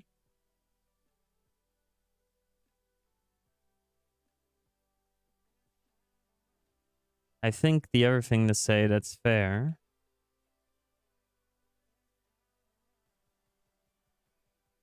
by avoiding an underlying try catch within the async iterator.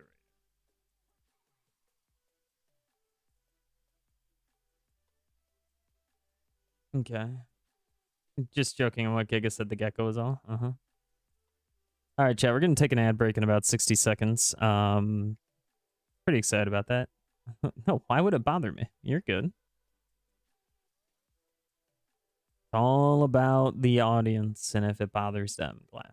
If I get anybody telling me it makes them uncomfortable, no.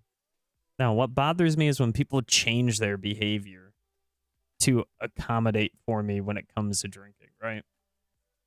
Like, obviously, if you're getting shit-faced in front of me, I'm gonna walk away, but, you know, otherwise, I don't care what you do. Have fun. Stay safe. Don't hurt yourself.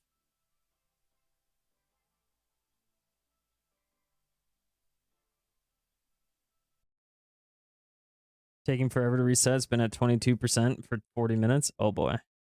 Yeah, so no. Well, you're gonna change your behavior and bully me even more? Okay, cutie. So part of the part of it with drinking, and this is something that's very interesting, right? At least I think it's interesting. It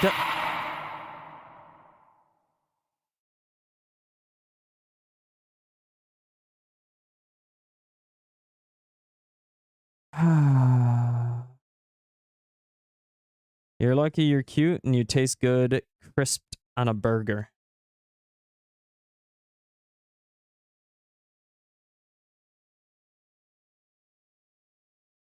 Thank you, Caden.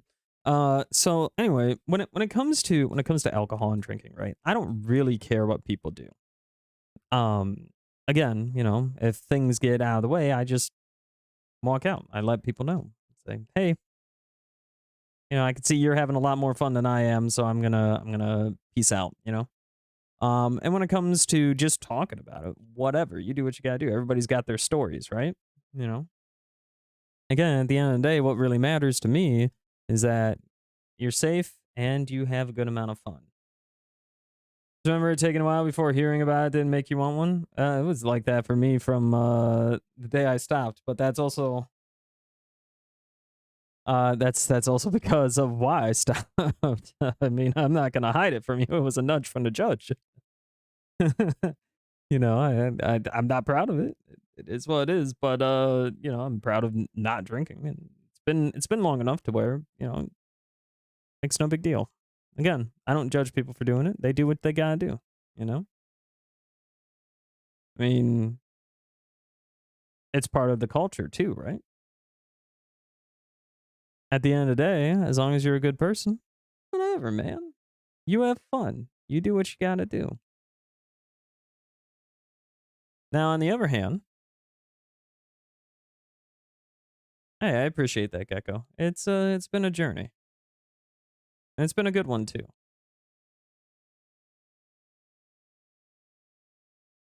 And I don't normally talk a whole lot about it other than, just saying that yeah, I don't drink, I don't do that. But, if you are watching and you are struggling, you can do it. You can make it. You can make it the next hour. You can make it the next minute. You have it in you. Trust me.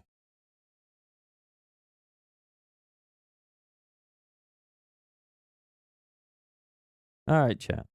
Have a good night, Gecko. We are back, and we are going to go and continue on some of this documentation here. And we are also going to try and define a few more methods on the iasync enumerable type. So let's go and give that a shot, right?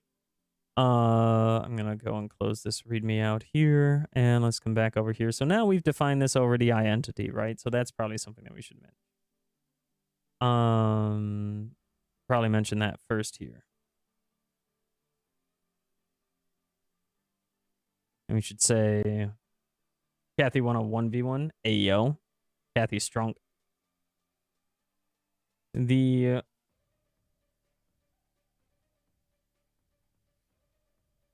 key in question must implement our entity interface.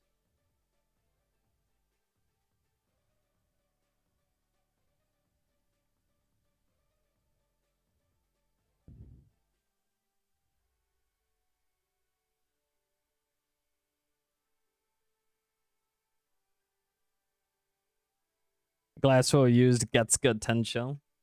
Lol. Transferring into Colossal Titan and crushed Glasswell. Oh no. Kathy somehow gaining an extra 6 feet. Or an extra 46 feet, I suppose. Okay, so I think this is pretty well documented here. Because we want that to be like that. You're now extra tall. Well, you were extra small, so I guess now you could be somewhat tall. I don't know. When you transform, does it factor in your current height and subtract that out? Because if it does, Kathy, you might only grow like a foot or two when you're a Titan. You might be going from like 4'6" to like 6'4" or something. I don't know.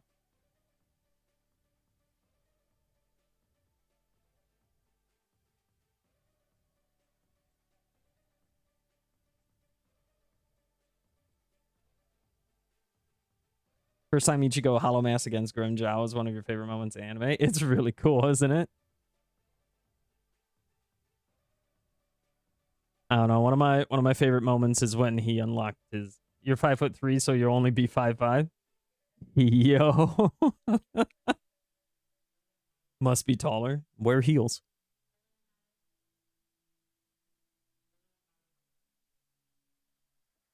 Giga, please. Sorry, no time to explain. Proceeds to wreck shop. Lol. All right, we'll give it another configure weight here too, because why not?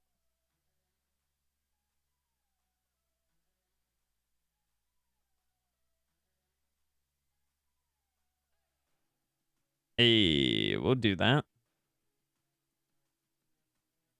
Okay, so we got that there. We have this provided here. Now I'm wondering, do we want to continue to provide a tuple that is coupled here, right? And I think the answer is yes. And the reason why we want to do this again is because now we have the operation outcome directly tied to the particular entity. However, what we might want to do instead of just doing this, right, is now we can actually go and copy this. And instead, now what we can do, we can do that. But instead, we can do T key, where T equals I entity key.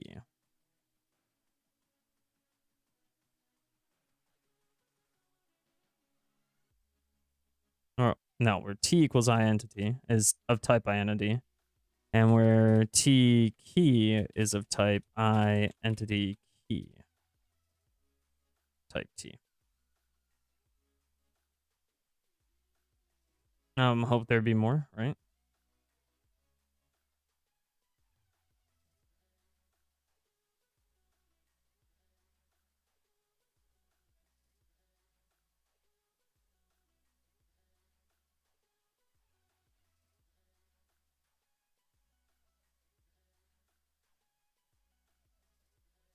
Wait, didn't this have...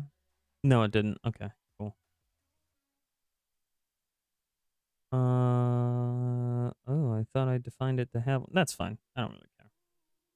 In any case, information.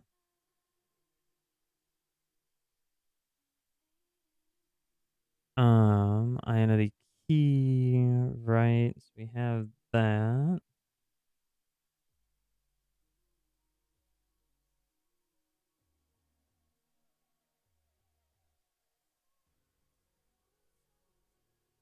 Okay, that's fine. That'll work. So now we do this.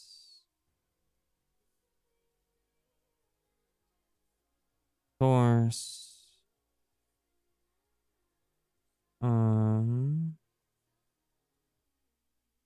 Actually. Nope.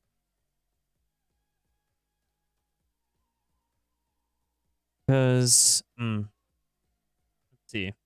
So now we have the generator function here. We need to provide some sort of example implementation. We need to use this somewhere, right? Also,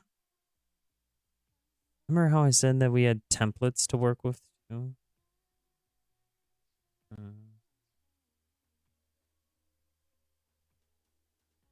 We might need to go and define one of those as well. Let's see here. Pioneer payload.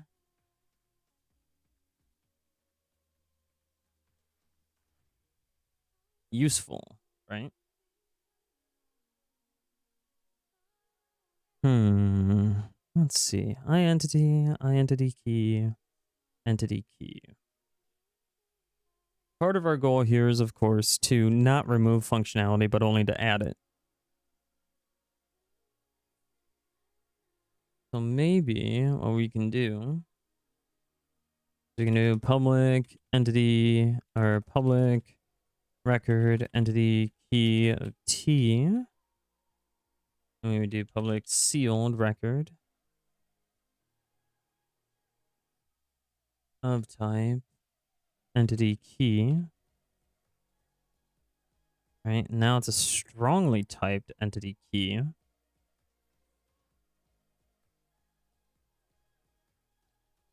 And we unseal this.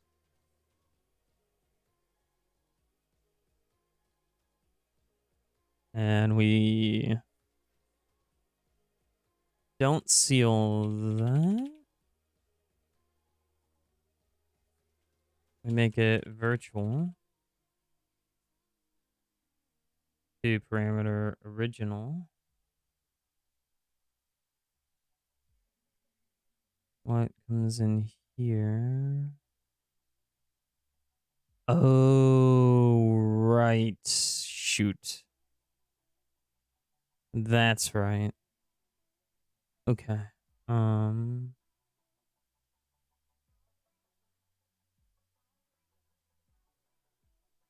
We do this. And then we say make that protected. Entity key does not contain a constructor that takes 0 arguments.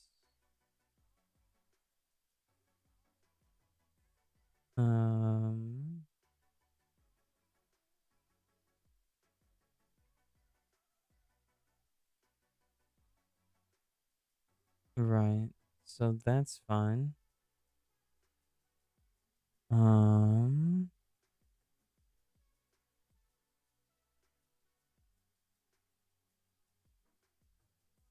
We can actually just do this, I think.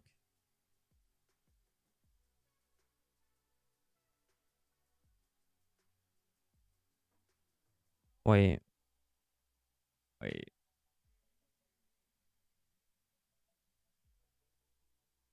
Scooch, scooch. That emote is perfect. Right.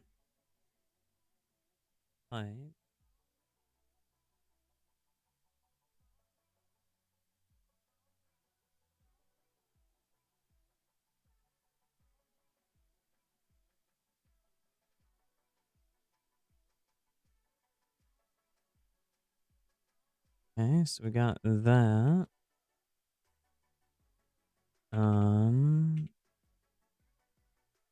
And I suppose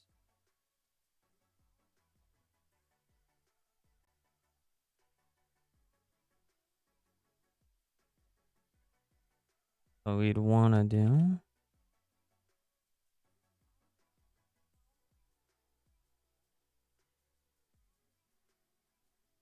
We got that.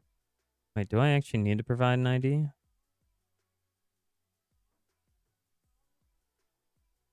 No, because ID is created.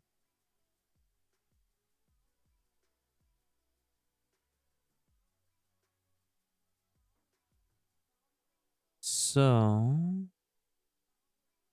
that's fine. We seal that record.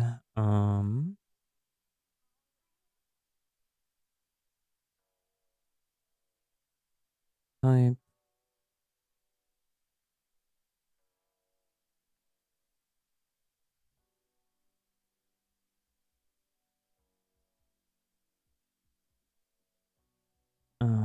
So we do that. Type of T.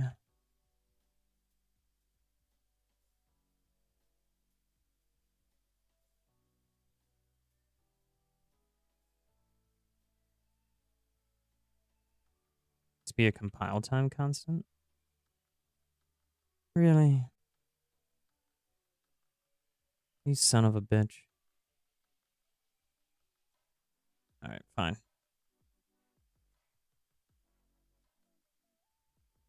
Fine.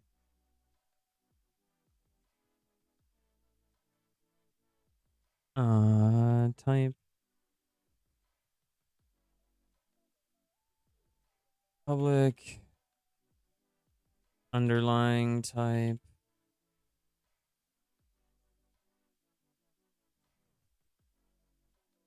Okay, we do that.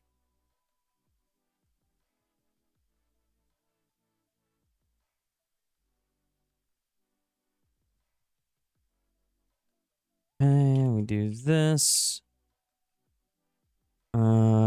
Entity T of type T of type T of type T. Okay, cool. There we go. Now that should work. So I'm hoping that works out. Okay. So public sealed record. What if I made this internal? Inconsistent accessibility. Got it. And if I made this internal,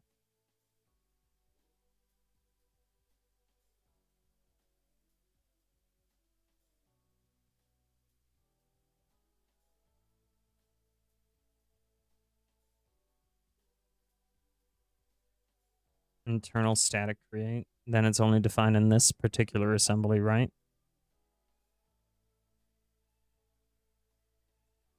And this would be an internal sealed record.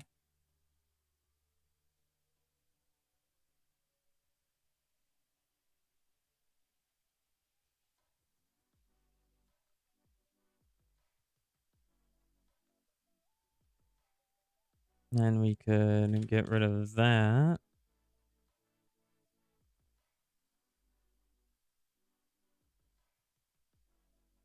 I could do that.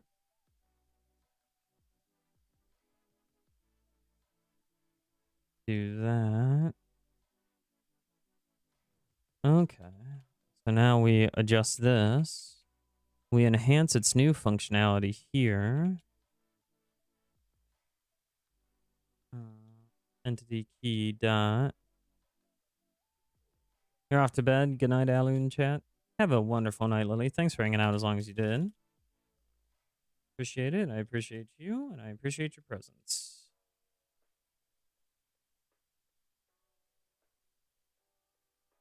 Okay. So now we do that. Provide it with target type new.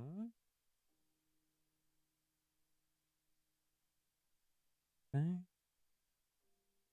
Nice. Clean that up just a little bit. Okay, so now we have that. So now, should hypothetically be able to do this. Oops. This. Okay, so now that we have that, now we should hopefully be able to do entity key like that.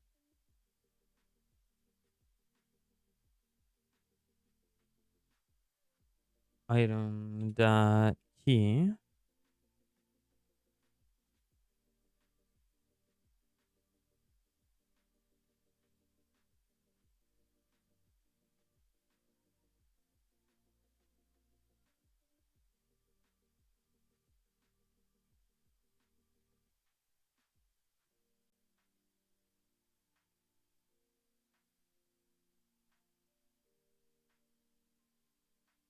Or would it be better to do it like this?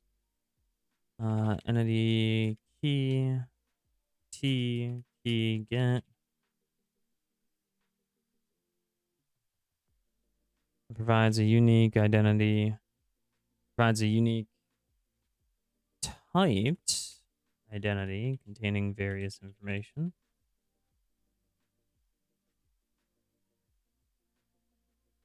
Okay.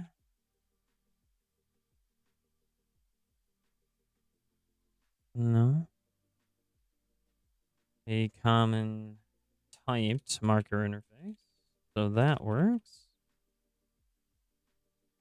Okay, so now we would do this identity of type T. Okay. So now it's based off of the keyed entity.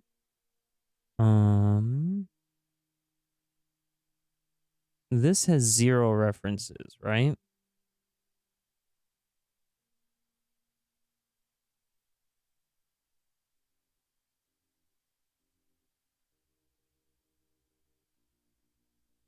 Would it be so bad?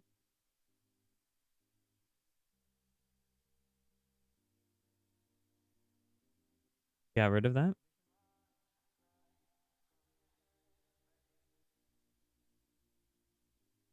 All right. And we did that. Well, yeah, because that would remove the functionality that we originally intended here. Nothing like throwing out 8 out of 12 cans of soup because they arrived dented. Oh, no. I wish you could take that home with you, Giga.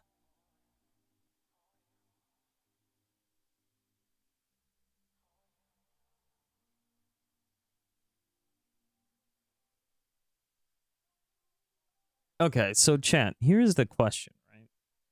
Is it better to have 2 separate interfaces here?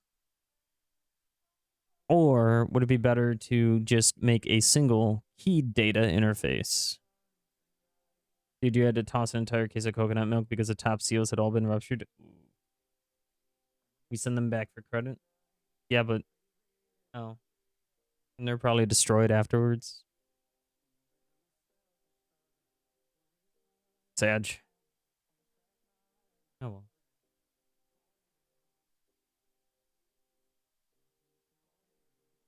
Okay, so I'll do that.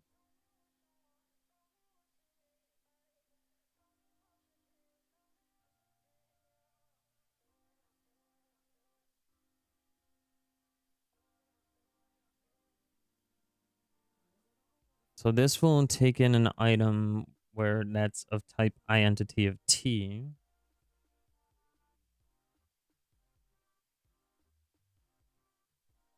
Okay.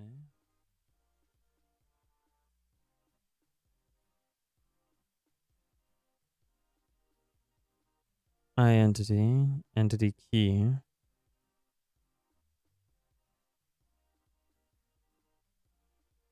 Entity.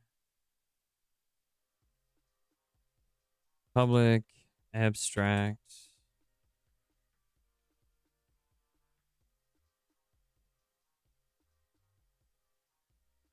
Um,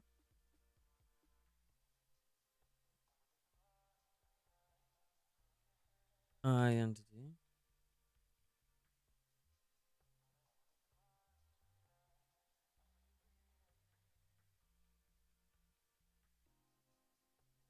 Um,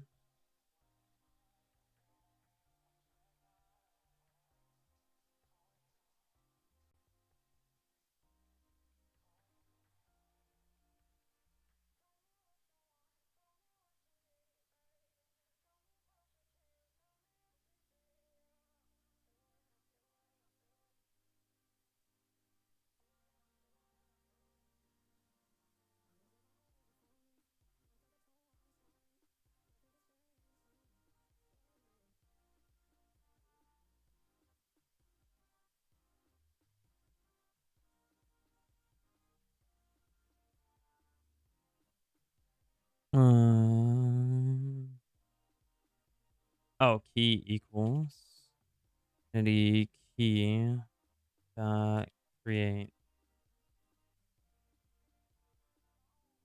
Right, that's not gonna work here either. Do that. Public abstract class typed entity equals I entity type T. So a lot is repurposed. Oh, nice. Okay, so now we can do that. All right.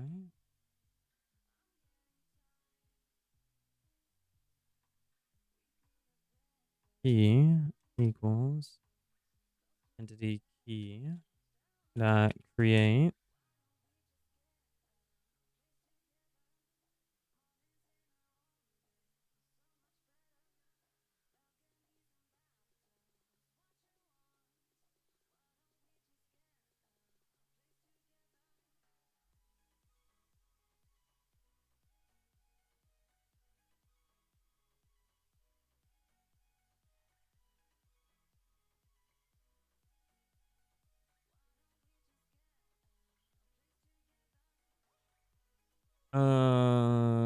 Good string and right. Dang it.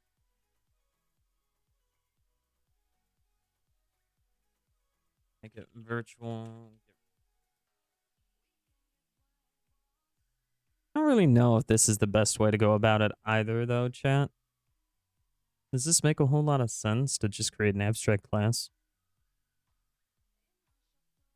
and allow people to have their own implementation?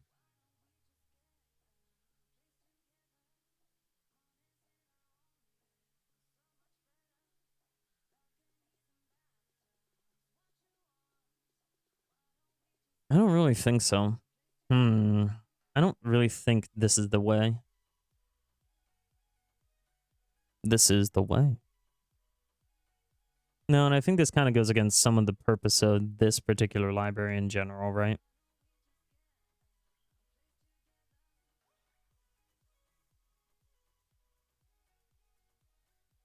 And the reason why I'm saying that is because this library isn't meant to provide any real implementations or anything really concrete one way or another. This library in and of itself is meant to literally just provide a basis, a launching point for other things to build on top of it to make it a little bit more complex. And by doing this particular strategy, I think we are making it a bit more complex than the library demands, because this library, think about it like a math problem, right? I hesitate to use this term, but I'm going to. We want this library to essentially be our axioms, right? Fundamental building block statements that aren't falsifiable. We want these to just remain the way they are, true. The beginning of our contracts. And then our other libraries build upon these, okay? So the interfaces library builds upon the tenant, the user, and the entities, right? The logging library builds upon some of our responses and our message templates and our enumerations. So, you know, we want to have our particular implementation libraries, our extension libraries, if you will, to build upon this very basic chord concept. So this might necessitate some sort of separate library, some sort of modeling library that takes in a particular type of identity and entity key, and then we can just make generic models off of that we can then build a more robust and better understanding. And so with this in mind, that's why I'm a little hesitant to continue down this particular path, because I think it does violate that basic principle of we want this library, this shared library, to be as simple and as dependent free as possible. And so what we'll do is we'll continue to minimize the dependencies here. Right now, we are, of course, depending on system.link.async and a few entity core framework libraries. Or entity framework core libraries. Eventually, my goal is to break out of those dependencies and only keep the system.link.async, because that's really, it's a dependency that isn't really a dependency, chat. All right, it's not made directly by the system creators at Microsoft, but it's really stuff that should be in the language, in my opinion. And so by relying on that as a dependency, I think that's fine. But I think the entity framework stuff, I think this needs to go into its own separate project, the omen.shared.ef core, right? Where we actually go in and define certain extensions upon EF core. And I think that is actually going to be a little bit more valuable and make a little bit more sense. Now, again, with that being said, though, there comes the other side of this argument, and how much abstraction, how much extension is too much? And are we approaching that point? I don't know. But what my new proposition, my new thing that I'm proposing, is that we move things, for example, the DB context extensions, the DB set extensions. I propose that we move these into their own smaller project. The output parameter should go into a smaller project. You know, some of these things here do not belong in such a basic library. And while this does remove functionality from the library, it really doesn't, because it's still going to be under the omen.shared label, right? And so what this will do is it will remove... You want to get me a girl with flat abs so you can ask if you can build a Lego on them? Oh my god, Giga. So what this will do is this will remove these, right? And then we will just be left with the system.link.async method.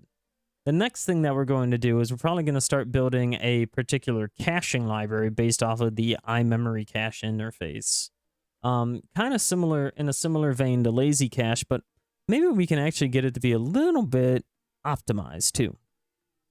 That would be really cool to see. So right now, if we go and we were to remove these dependencies, all right, let's go through a little bit of a fake removal. I'm trying to fake this out.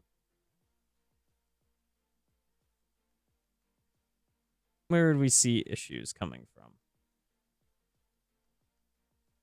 Okay, so DB context extensions.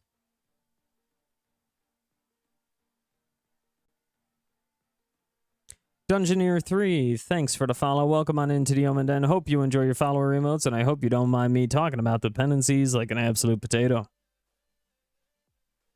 So what I think we can do is we can go and move these into their own project. So let's go and do that. And we'll just create a new one. Why not? Who cares? There's also going to be another reason for moving all of these, because it's going to make updating them to .NET 7 a little bit easier in whatever the next issue of .NET Standard is. So this one will be the omen.shared.data.ef core.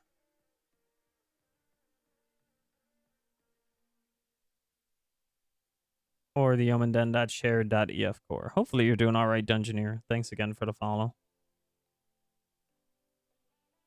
And we'll do that.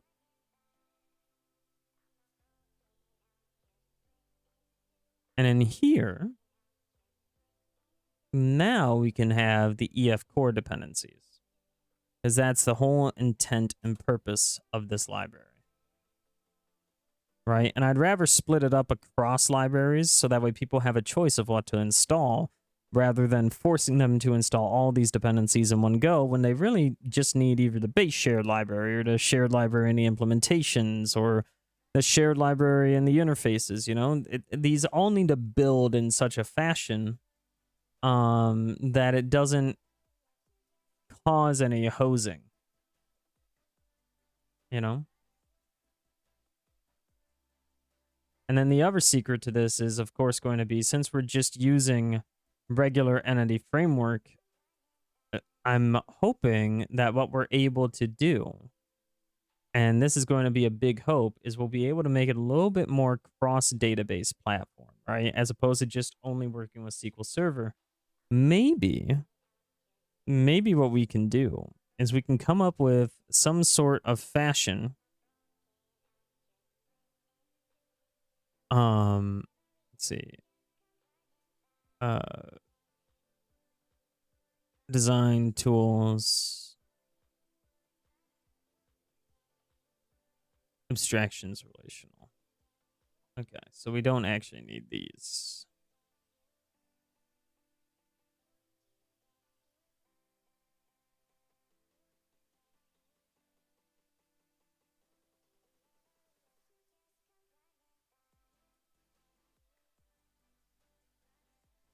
So let's see. Relational. I'm gonna install the analyzers too because we might see a little bit of fun stuff to do with that. What was it? Tools? No, abstractions.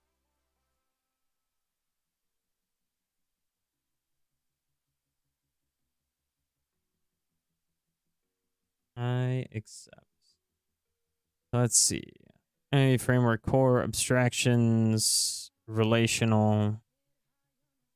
And so we had SQL Server installed over here, but I'm wondering if we can get away without doing that. So the next thing that we're going to do, we'll add extensions. And we'll add models.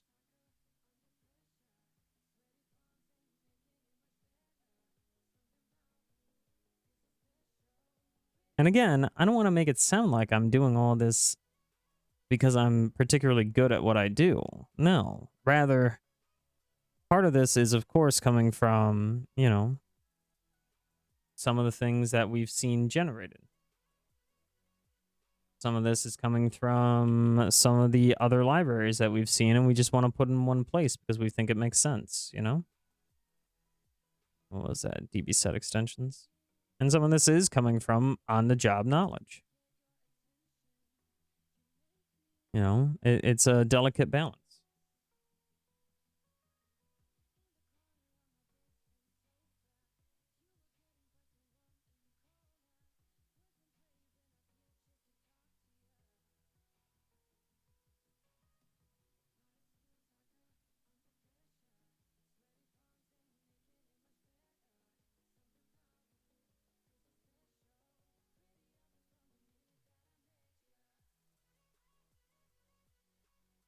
So now we'll do this. And we'll extract. Fantastic.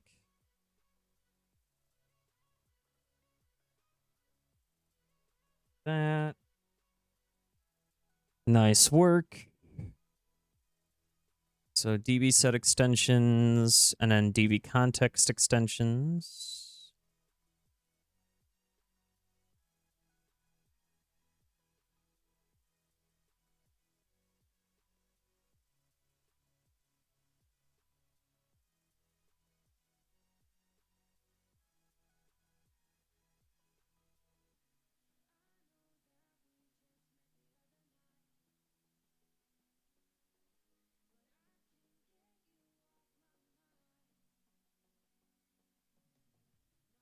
Okay, so we'll grab that.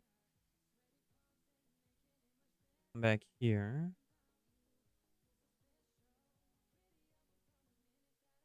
Okay, so that is using SQL Server. We don't really care to just use SQL Server, right? So what we're going to do there is probably, well, okay, we could, it's fine. Extract you, good there. All right. Screw it, let's do that.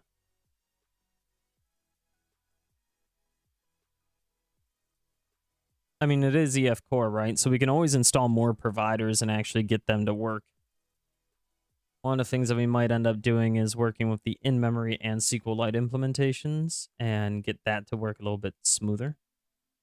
But we'll see. That's going to require a little bit more research. So we can go and remove these. All right. And then we'll go and grab this and put it in models.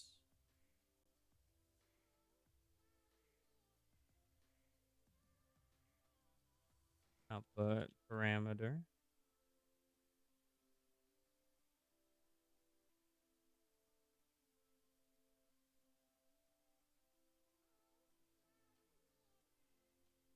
All right.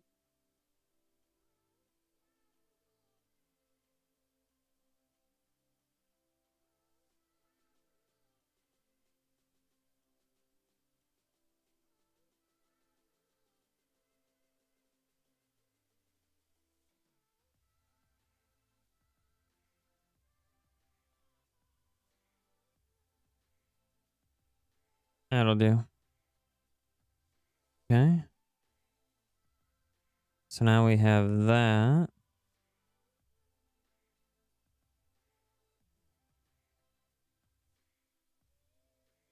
So we can do that.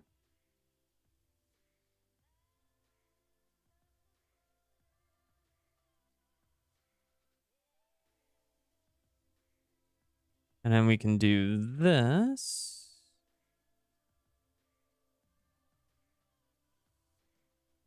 Yeah, see another reason why system.link.async is here, because it all falls under this system.link, which is great.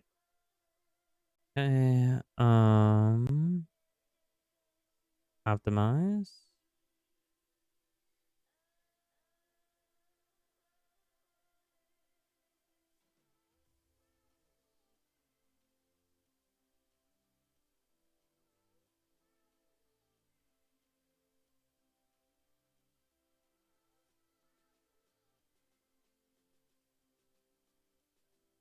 All right, let's come back over here. And what we'll do is we'll just get rid of these one by one.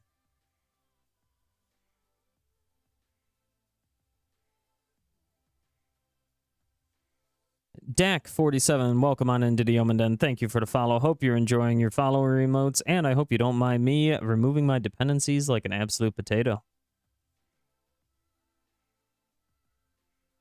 Okay, cool. So we got that going on. We build it. Nice. Hey, what's going on, Dak? Cool. So that succeeded. So we removed the dependencies here. Now we're left with just the one. Perfect. Love that for us. Whew.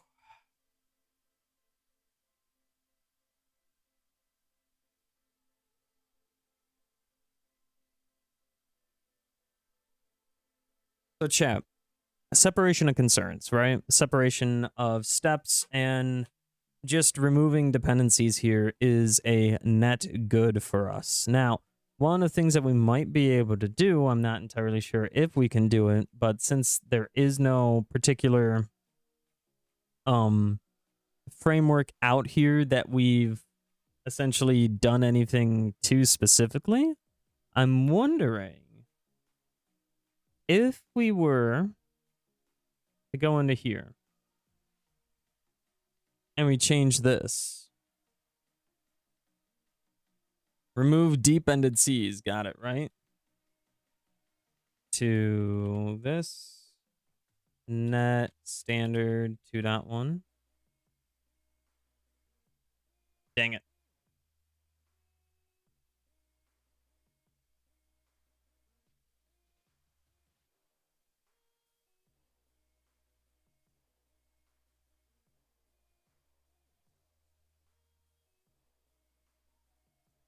Okay. Let's see here.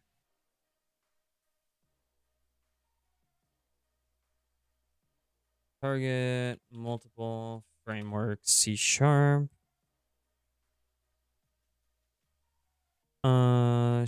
util. Net standard 1.4 net that. Okay, so it'd be net standard 2.1.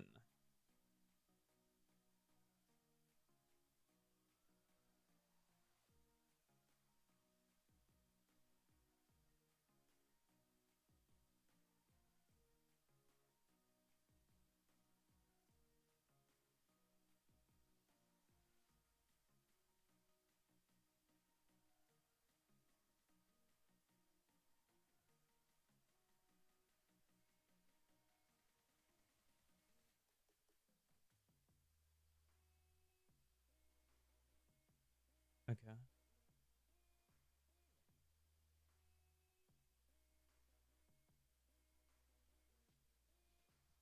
Reference assemblies for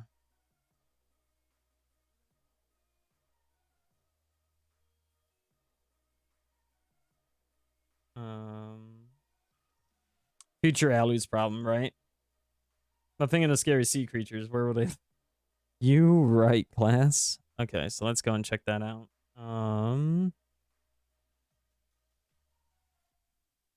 Net standard to 1 download.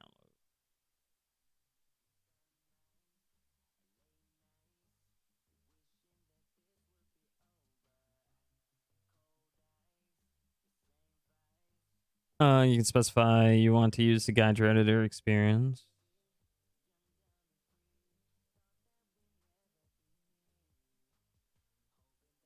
Okay.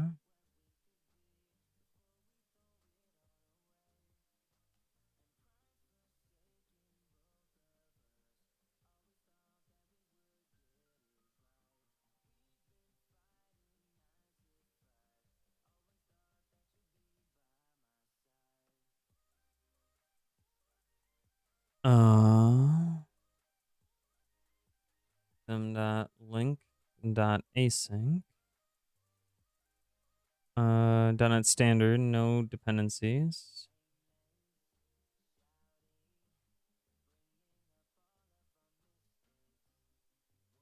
Install the developer pack.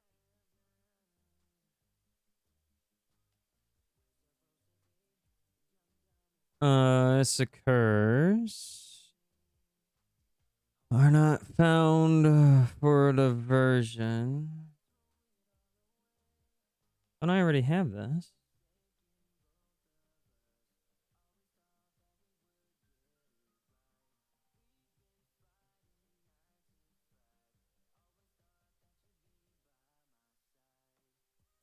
Yeah, I do have this. Strange.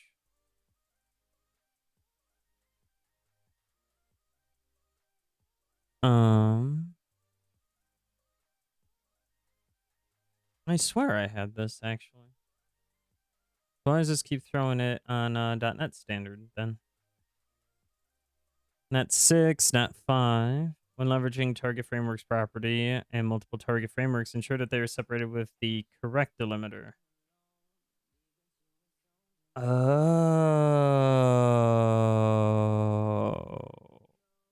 Your boy needs to use the correct delimiter.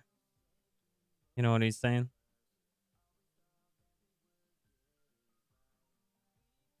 Where's that reload?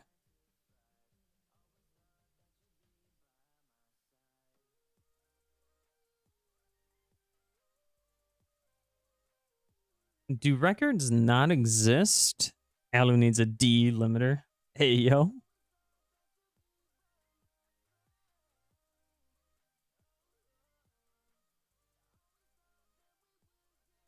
Wait.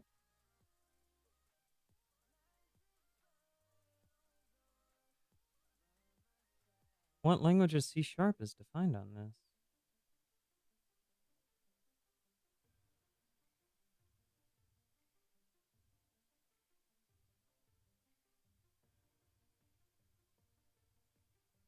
Hmm?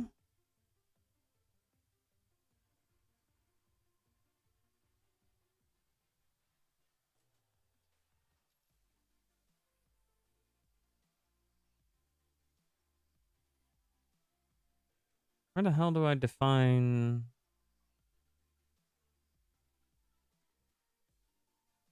Is it under code analysis? No.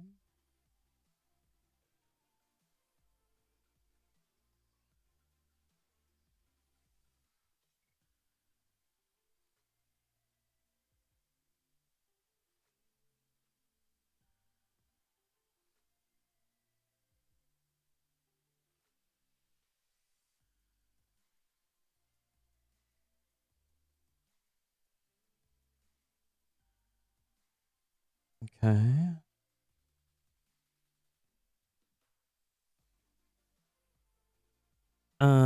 how do I change the language version on .NET Standard?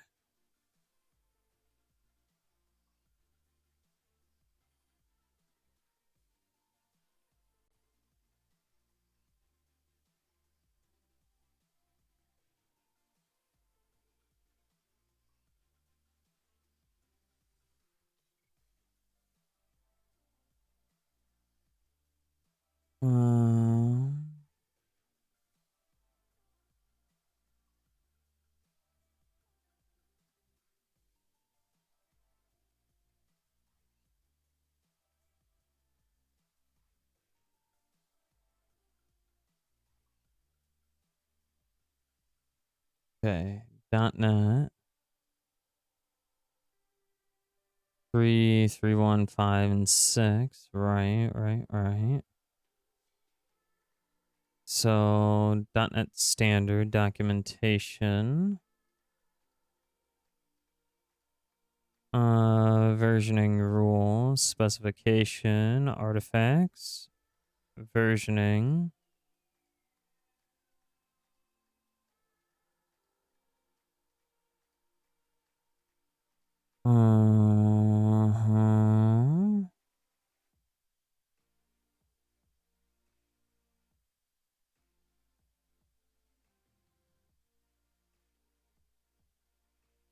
Yeah, I want to do 2.1.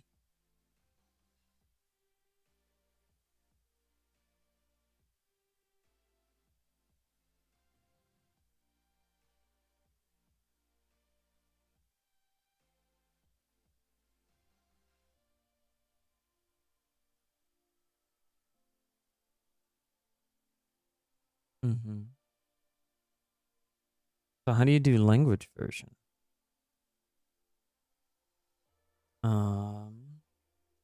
Change language version C# .NET Standard 2.1.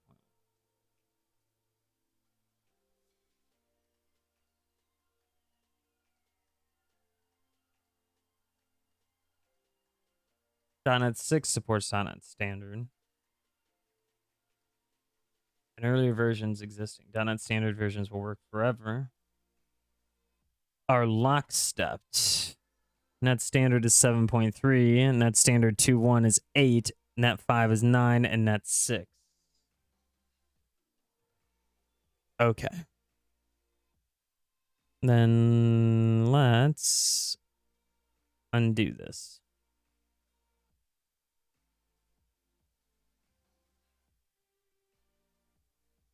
And we'll just reload.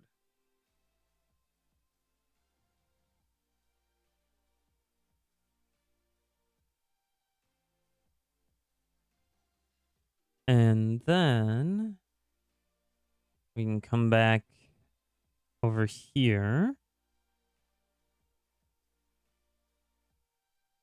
Go to our installed packages. Uninstall, uninstall, uninstall.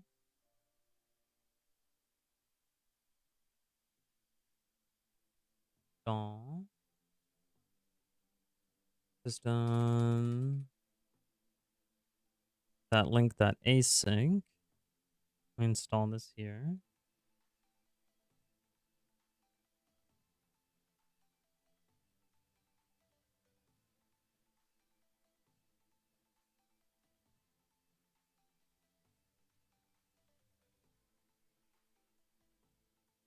Didn't I? Oh, crap.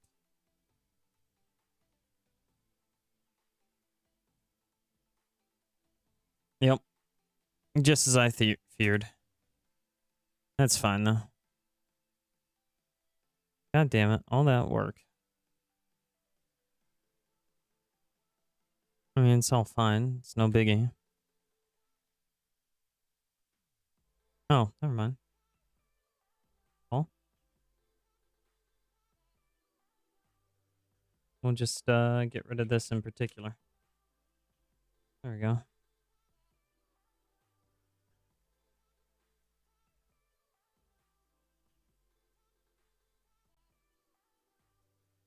And we'll get rid of these. That's fine. And then we'll get rid of these. So that's fine. And now what we have is basically just now we only have system dependencies, which is really cool. And we're using system.link.expressions because we might actually want to do that. Keo, what's going on? How are we doing? Can we get a shout out to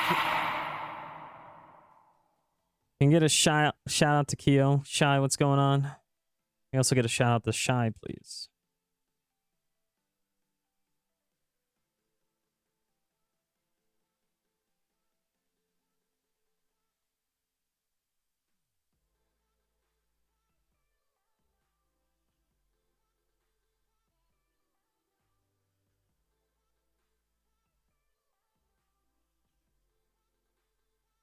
All right, fantastic. So now,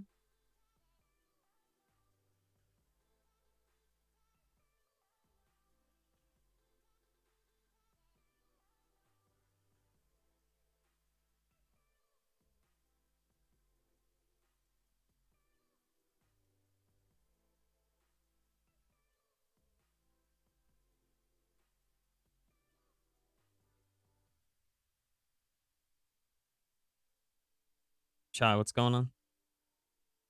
Getting started with work tonight. Hopefully it won't be as busy as yesterday was. I hope not.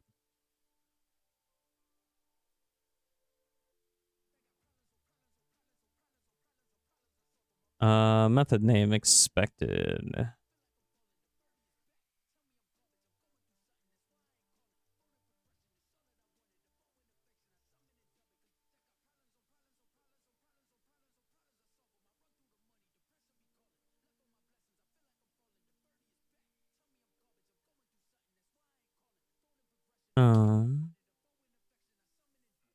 You had 26 calls. That's the most you ever had. Oh God, that's so much. God, Keo.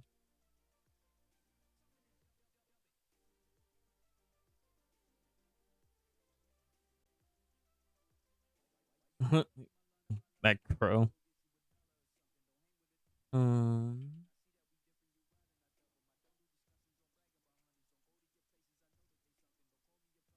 I'm vibing. You know, just hanging out. Outcome equals outcome generator function.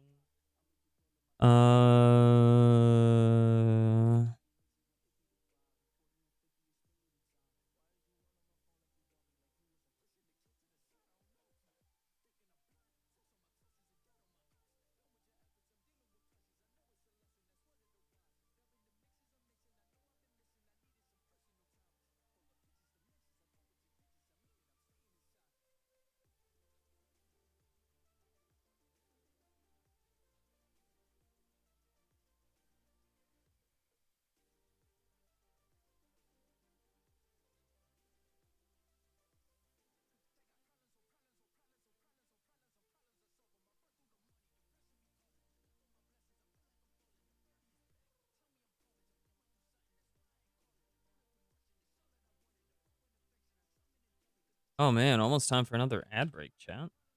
Nuts.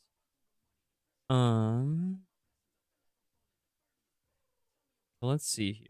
We do this. This supplies a particular expression, a link expression, which we compile down to a function that invoke. I don't know if I really like that. But chat, we'll continue this after the ad break. I'm actually gonna throw on a BRB screen and get some water, so I'll see you in just a moment.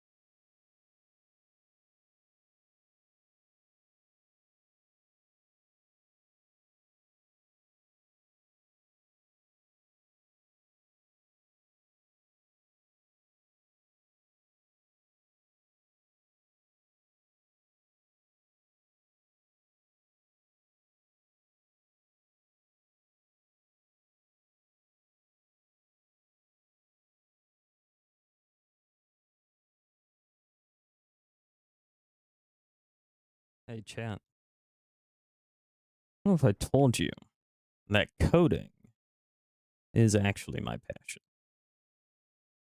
I know I've said it multiple times, but honestly, it really, there's really been a spark ignited, that's gotten me super into coding over the past few years again. Um, and I really want to continue with it. And you'll notice that we are raising money for girls who code. And it's great to get more and more people interested in software, especially across genders, across personalities, and across cultures, because we want our software to be more worldly. We want our software to be able to accommodate for other people because we want more people to use it at the end of the day and we want it to be worldly. And so getting more people, more perspectives, it's never a bad thing when it comes to working with software. So whatever you can do to help out for girls who code, I highly recommend it. And then, of course, the second charity that we're raising for, and we're going to raise for all year, is Mermaids. And Mermaids is a charity in the United Kingdom dedicated to trans, non-binary, and gender questioning youth. Trans rights are human rights. There is no trans debate. There are just trans people trying to live. And you know what? We support the trans community here 100% through and through. So whatever you can do to help mermaids out would be amazing. It's a cause that is near and dear to my heart. So anyway, back to some coding. Let's go and check some of this out here. So what we were now working on is after we remove the entity framework core dependencies from the shared library, and just replacing it with a single dependency on a system.link.name async operations.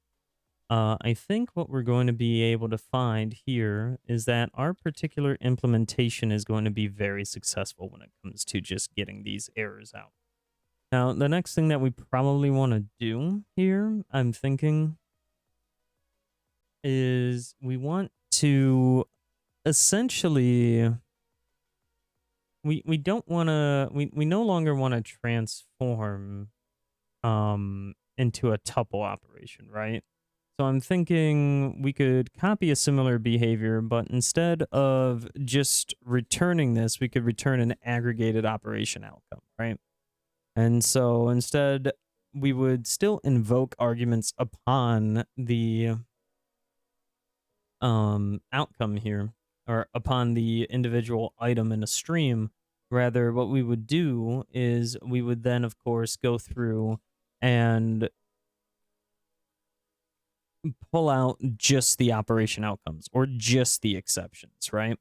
And a reasoning for that is because sometimes you don't want to return all that data, right? Sometimes you only want the consumer to be aware of the outcome, but you don't want them to be aware of the data that caused the outcome specifically at that point in time, because it could be incredibly sensitive, right?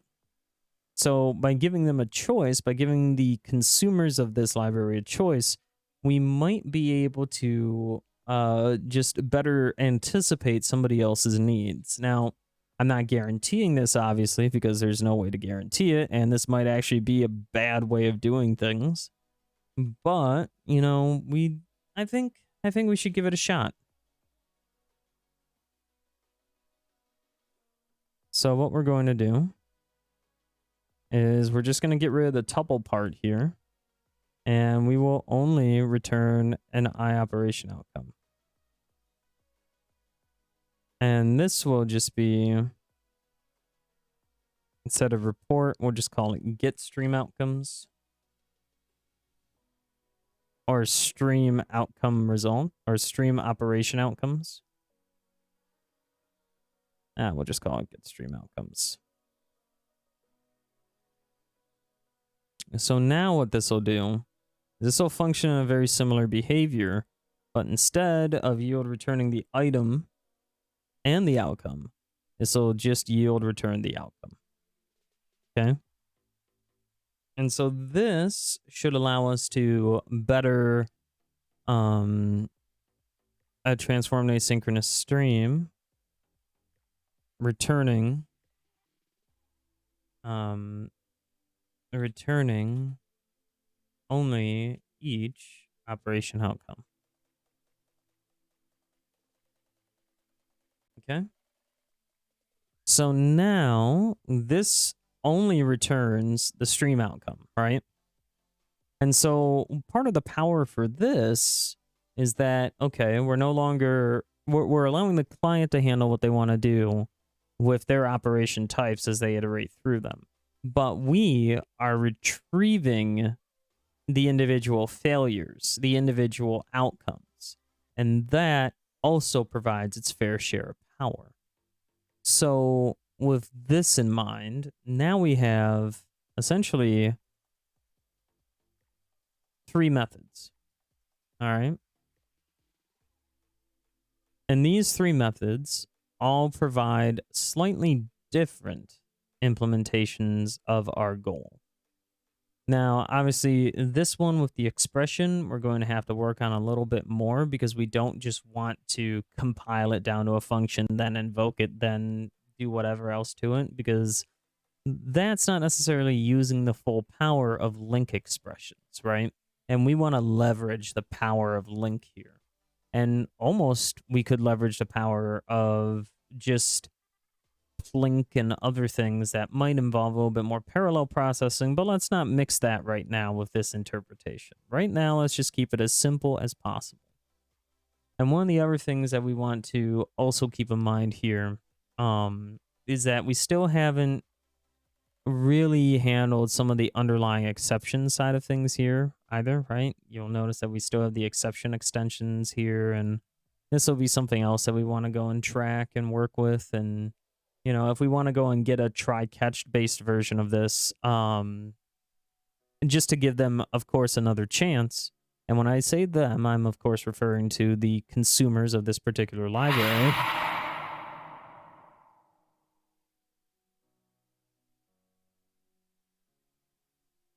Ozzy, what's up?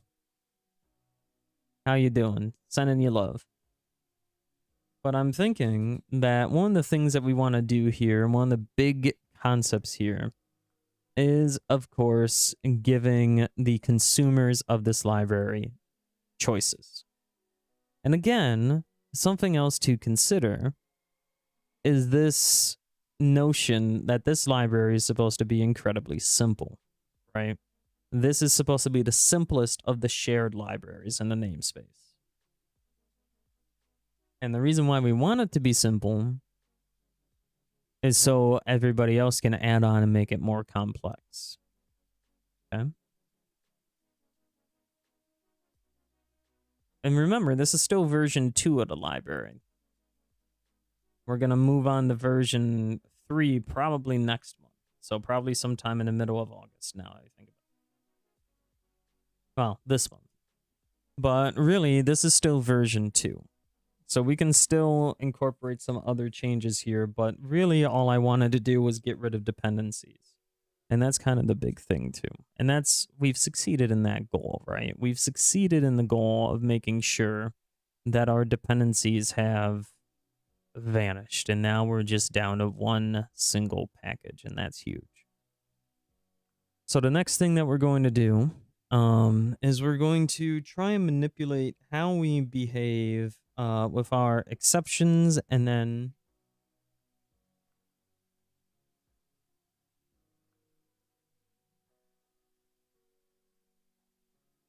Lolly TKKJ, thank you for the 4 bits. I appreciate it. How's it going? Hope you're doing well. So I'm thinking that that's probably going to be something that we want to do. Next thing that I'm also going to do is I'm just going to define this as a simple single return statement. Kind of clear this up a little bit. You know, just that.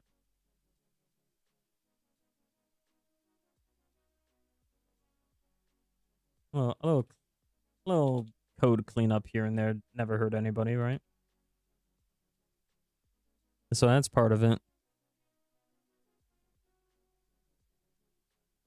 Wait, this can't be converted to a link statement, can it? Okay, cool. Gonna say that'd be rude. Okay, so we got that. That's good news.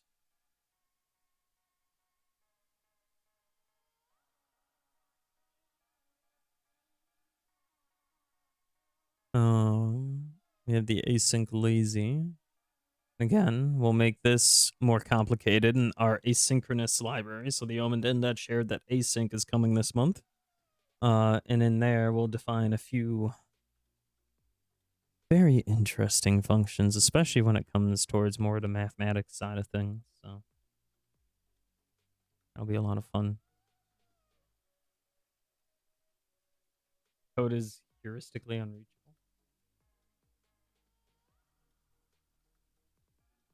Keep forgetting .NET Standard is locked at C# 8 because I would have used it with C# 10 and C# 11, but whatever.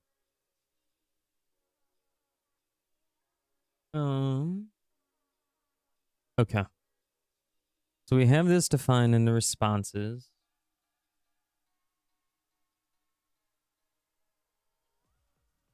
Really, this should probably be moved up into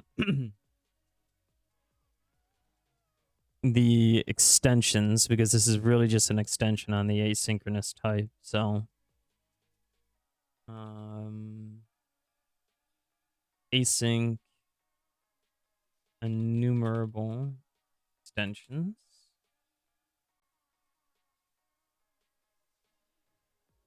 All right, and then we'll move this up into here. Okay, yep.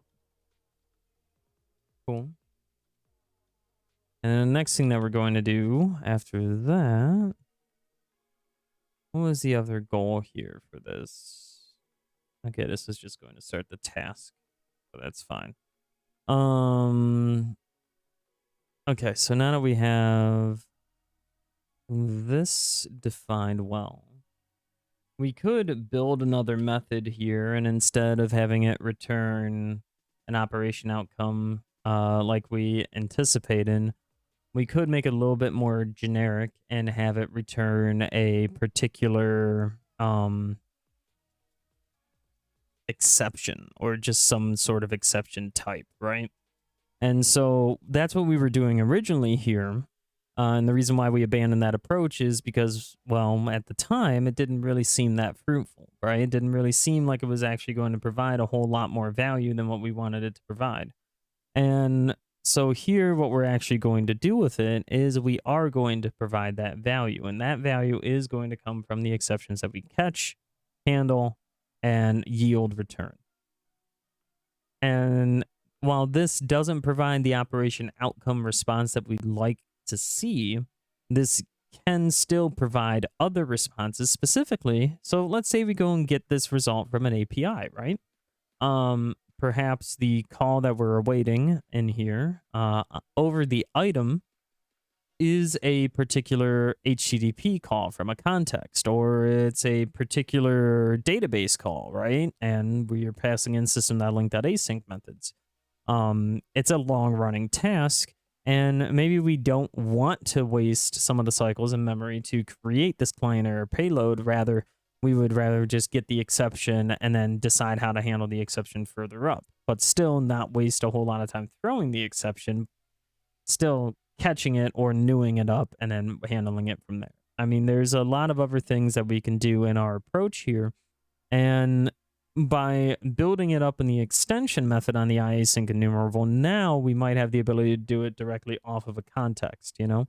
There are going to be other areas that we can actually go through and implement this and use it to our advantage. And again, that's also to work with our particular EF core library now. And one of the other things here that we're going to define, and you're going to see how we're going to define it too, because this library and the async library coming out this month, they will be available on NuGet. They will be free to use, of course, MIT license and all that, because this isn't all my knowledge, right? This is knowledge that I've accumulated and worked with other people to go and grab. So we're going to just stockpile all of these, chock them full of particularly, hopefully good functions, and just try and get it to work. Sorry, I think I got a text message. Nope, I did not. Nice.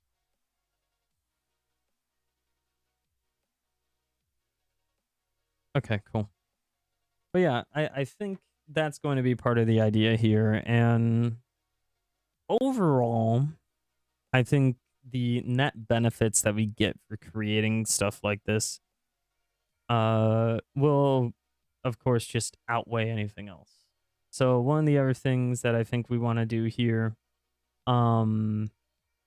this is going to be the EF core project, right? Is we probably want to define a set of things for bulk operations over EF core. We want to define things that we're currently using so we can remove other dependencies. We want to define things in here that actually make a whole lot of sense to work with, because I gotta tell you, as much as I don't mind using other people's code, I do want to do things myself too.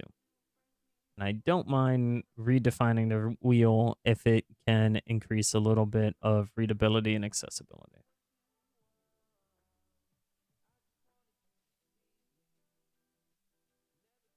So, also, it would be really cool to go and define the between methods as link extensions as well. That would be sick.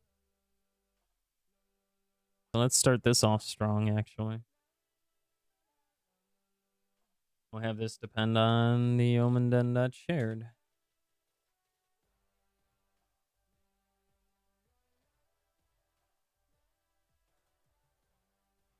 Cool. And then here,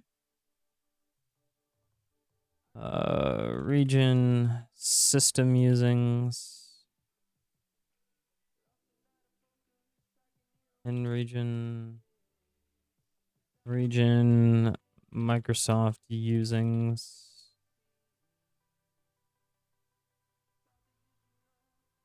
And region the omenden usings. Okay, and then the omenden.shared.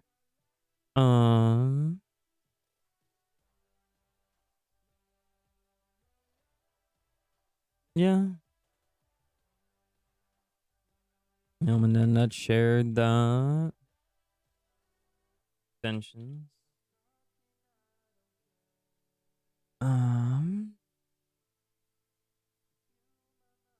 To global using. Okay, so we got that. We'll come back over to the shared project, and over here we'll do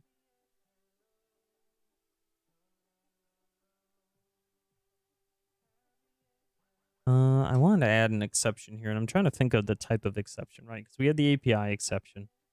Maybe we would want a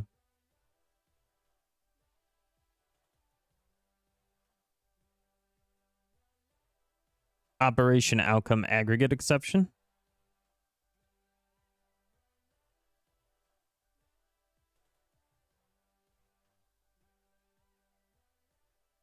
That could work.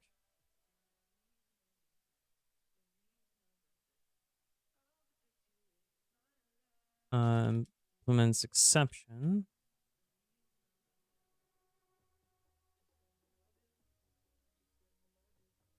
Oh, do that. Public static create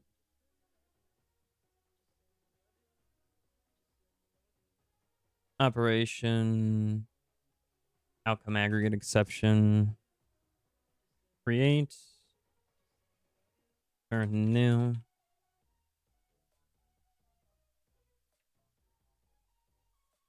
I async enumerable of operation outcomes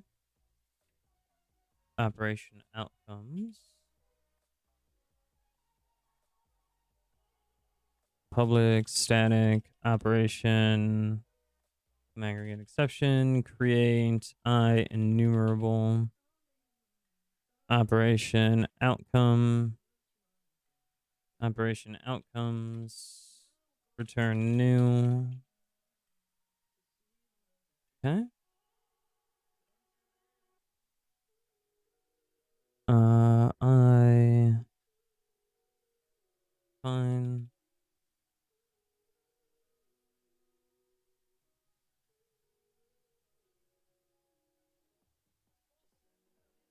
Okay. Private.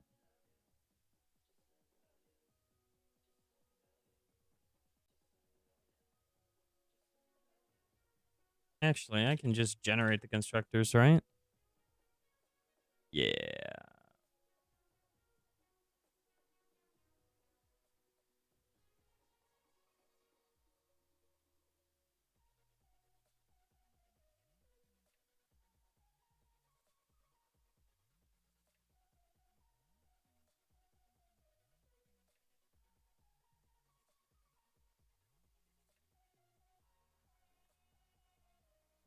Nope. Um, contains relevant operation outcome aggregation over threads.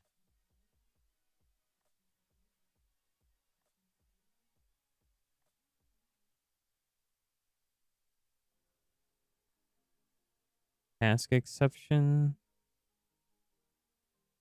Aggregate exception. What is it called? I think it's aggregate exception. I don't remember. But I think that's right.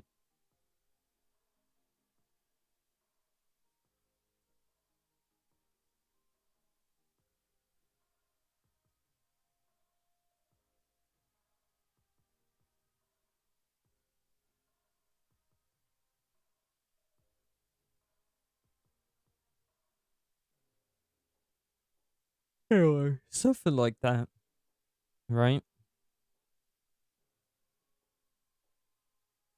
But that's kind of the goal. Is that we'll just define a particularly large exception type, but we'll give it a static create method. And so what you'll be able to do from that is instead of throwing it, you'll just be able to create it and then return it. Or you'll be able to throw it yourself at some point, throw, create, etc. It's up to you. But I think that's kind of the idea behind this particular set of things. But if we come into the EF core library, I think over here, one of the things that we want to do is still define some sort of, let's see here.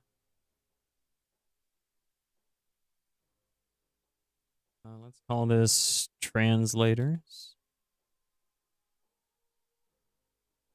Right? And then over here, and I'm trying to remember how to do this in particular. I think you can do it through expressions. But one of the ways I think we can do it is we can say, all right, if we get between extensions, we can return everything that's greater than or equal to and greater than or equal to these two boundaries, right? So let's see here. EF core SQL translation.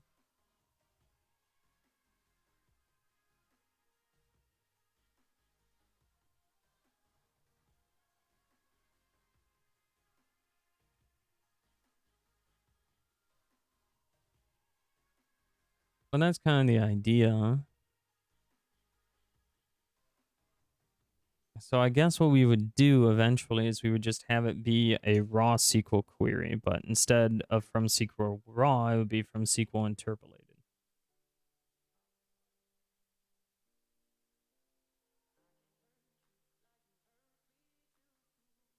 So I think that's how we would want to end this up,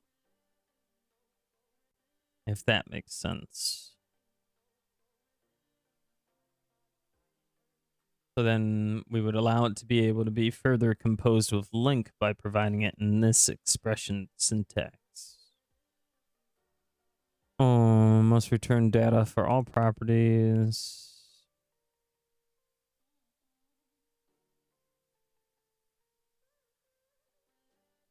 Okay.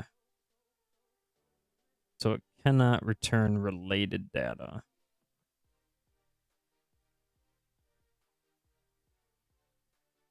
So this is also where I think system dot maybe dynamic link come in handy, right?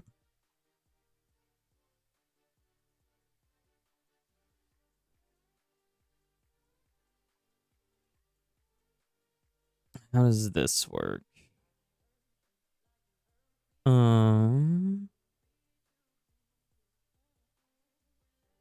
Let's see.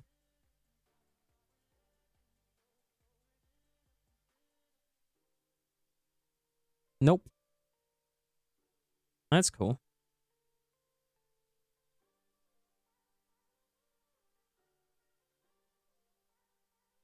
So that's pretty much it. So what we would want to do is we would just want to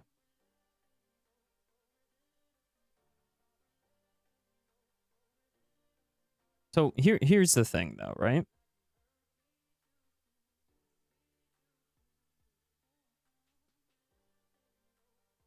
We already know that the particular between operators that we have can only operate over a type that implements comparable, right? So with that in mind,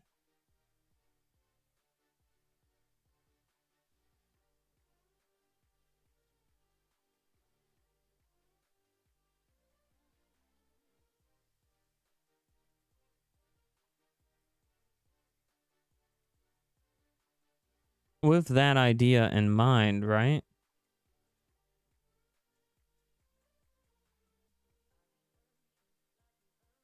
This is essentially what we're doing. But I don't think so. We can't. So chat, this next project is literally just going to be defining a few basic SQL operators, right?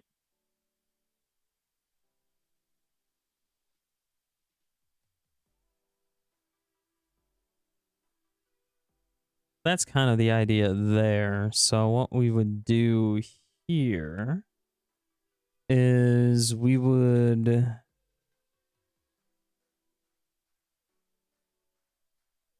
need to figure out a way to translate what we're getting into raw SQL, because that's going to be the power of this, right? Is that eventually what we want to do is we want to take our C# is between lower bound, upper bound, right? We want to take that and we want to convert it into SQL, into essentially a where or a case when, or really wherever it's applied, where value between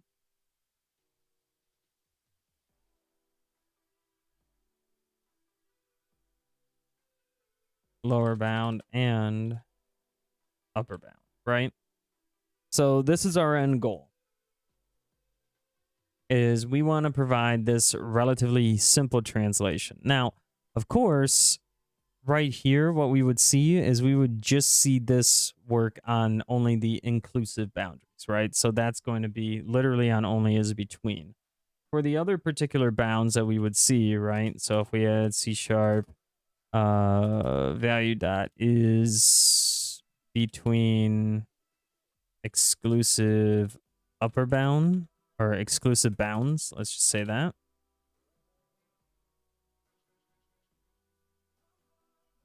Right? We would have to do something, we would have to tell it to translate to where value is greater than lower bound and value is less than upper bound. But maybe not in this order, because I think it's actually, strangely enough, I think it's actually a little bit better to do this way. but I could also be wrong. So, but the idea is that this is how we want to translate our C sharp into our SQL. And so that's another reason why I named this a translating folders, but this is going to leverage some of the power of Entity. And we might be able to just do this off the DB context itself, like an extension. But essentially what I'm after here is the ability to do, let's just say db set dot where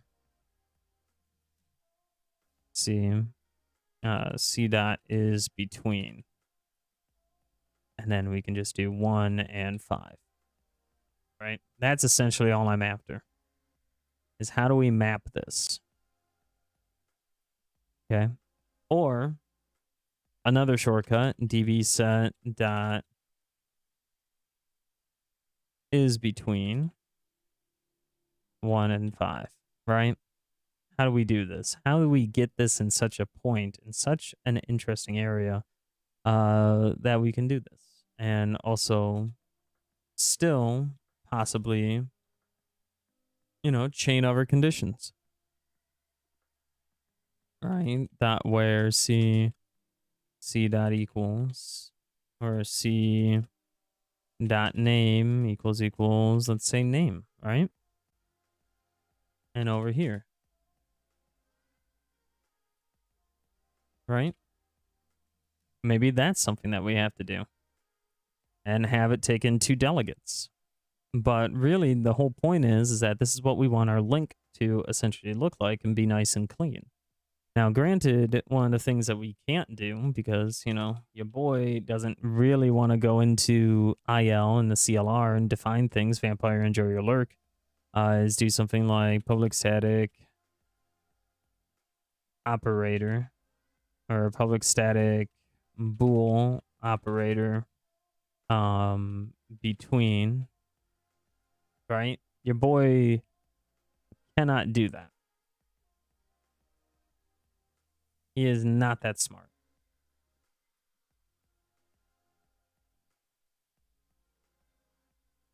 And it's not like the other thing that we can do is just define this as a new operator, right? Public static bool new operator. We can't do that.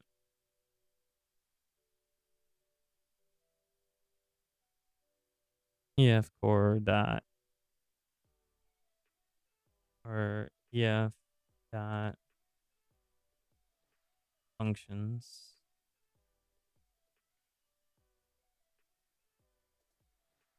Entity framework.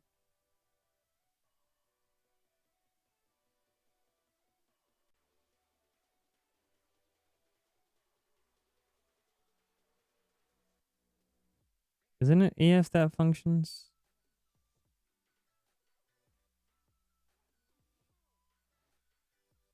Thought it was.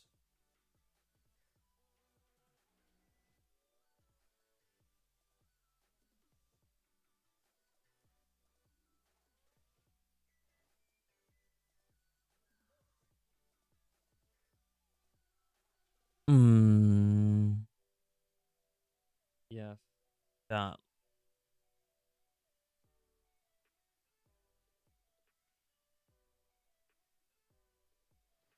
I thought that was part of the functionality here, was just being able to do that. Uh-oh.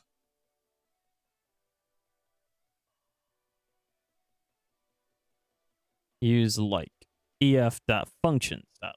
There we go.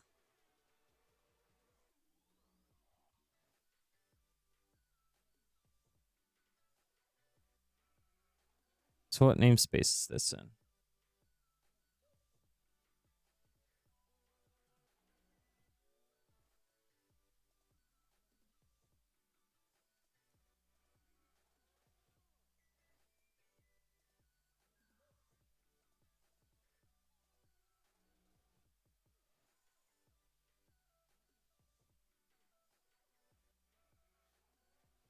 There we go.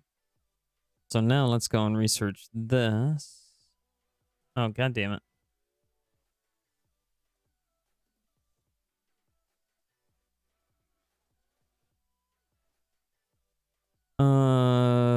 EF that functions entity framework. Oh, is this only an entity framework and not EF core? That might be it, actually. No, it's an entity framework core. This, that.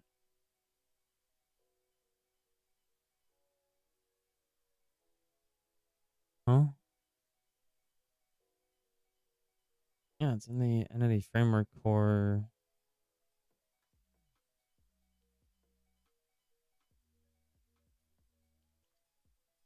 Global using.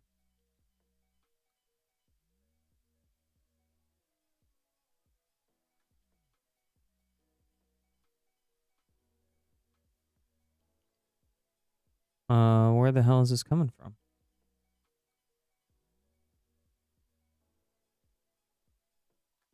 Because it's from 6.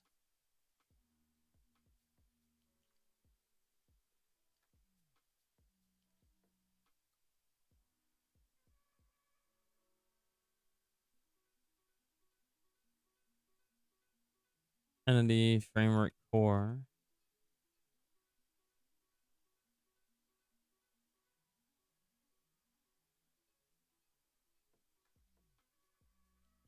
No.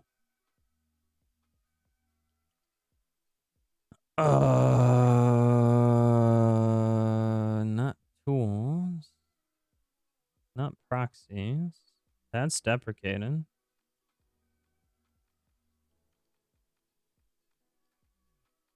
That's deprecated.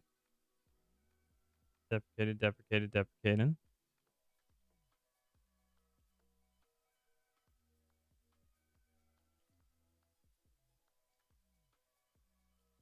Gosh darn it, I thought it was here. Humanizer core? Wait, what is this?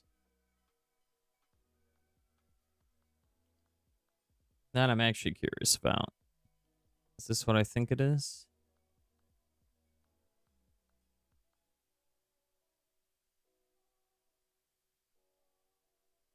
What are you?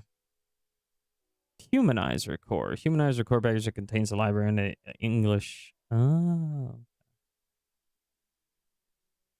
Well, wait, why can't I... Okay, this is strange. Why can't I grab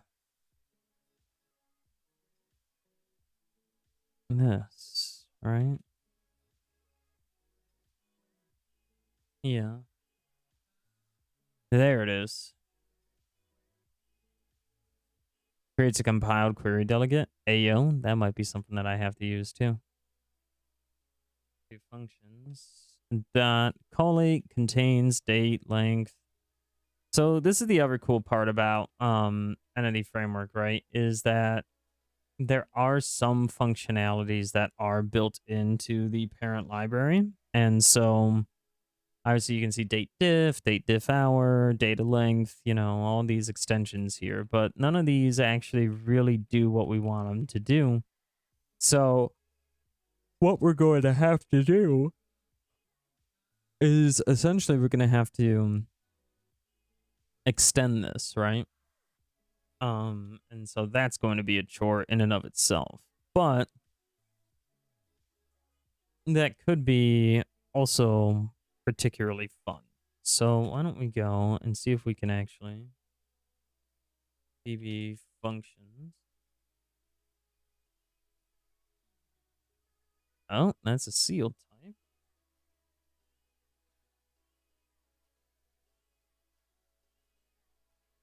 DB function is built in. True. Name between is built in. True.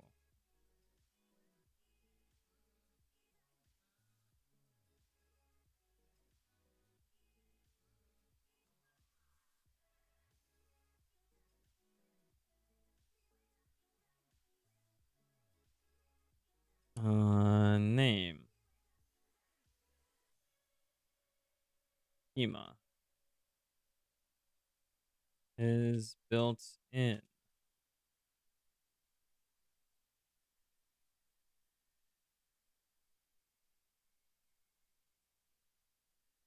Oh. Is only valid on. All right.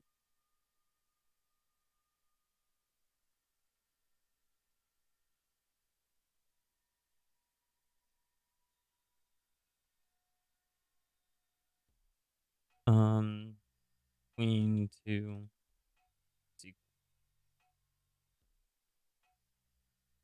Just call this between.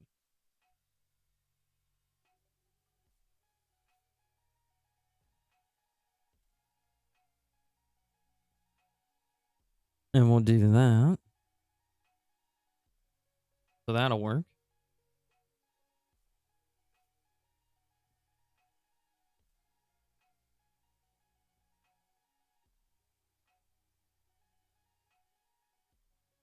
And then what we would do.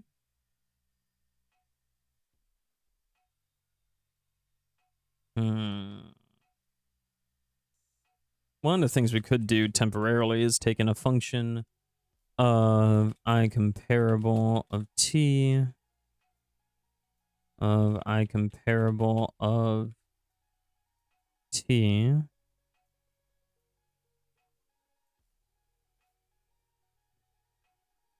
and return a bool. All right. And then just say between func. And then we would just do return between func dot invoke.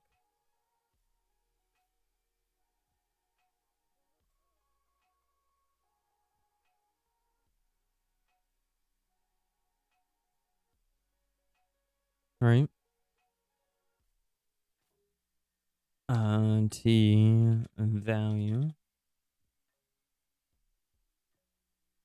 And we would do where t I comparable.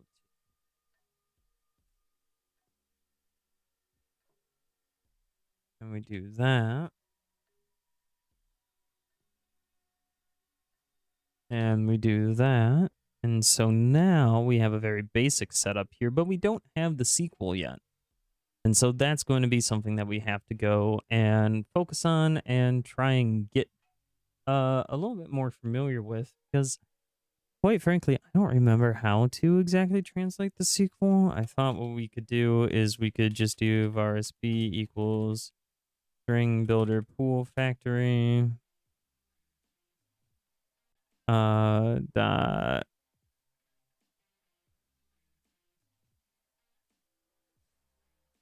this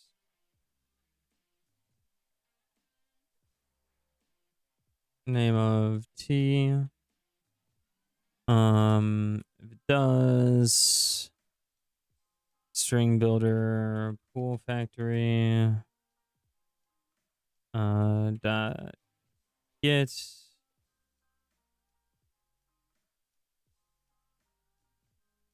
otherwise dot create get create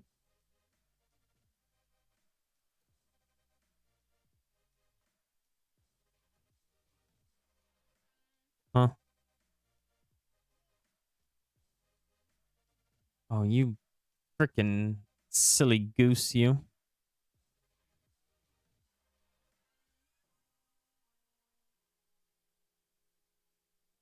Yeah, you thought you was clever, but you weren't.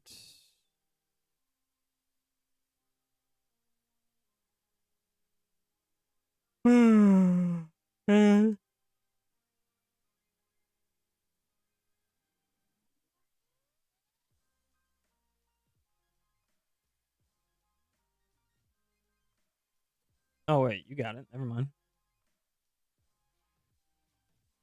Right, and then here you would Ah, man, this is where a lot of those extension methods would come in handy, right? Because what you would need is you would need var database name equals get database name var schema name equals get schema name var table name equals get table name. And then you would have to do something along the lines of, you know, still doing the between value. So then it would be like sb dot append line, and then you would just create an interpolated SQL string here. And you would continuously try to build it until you got to the end where you were able to do sb dot toString. Oh, and then you would also have to cast things as SQL parameters and use that, leverage it. So, hey, cute Jish, what's going on? So that might be something to do. That might be something to try and figure out too. I don't know, Chad. It's a little rough to try and think about it, but I think the idea here is that what we're going to have to do is we're going to have to do a little bit more research into the idea of link to SQL. Just going to be comfy lurking? All right, Jish. Have a good comfort lurk. Because we do want this to work at the end of the day. We want this not necessarily to be revolutionary, but, you know, just to be something that isn't really done yet. Or if it is done, then, you know, have a slightly, hopefully more efficient version of it. Either way, we'll keep it as a read-only thing for now, because that is what it is. So we should be able to, I mean, really, if there already is a where clause, we just append this to the where clause. If there isn't a where clause, we create the where clause, right? So that's kind of the idea. So,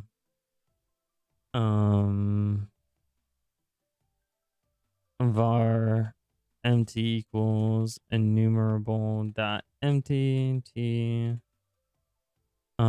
empty dot where.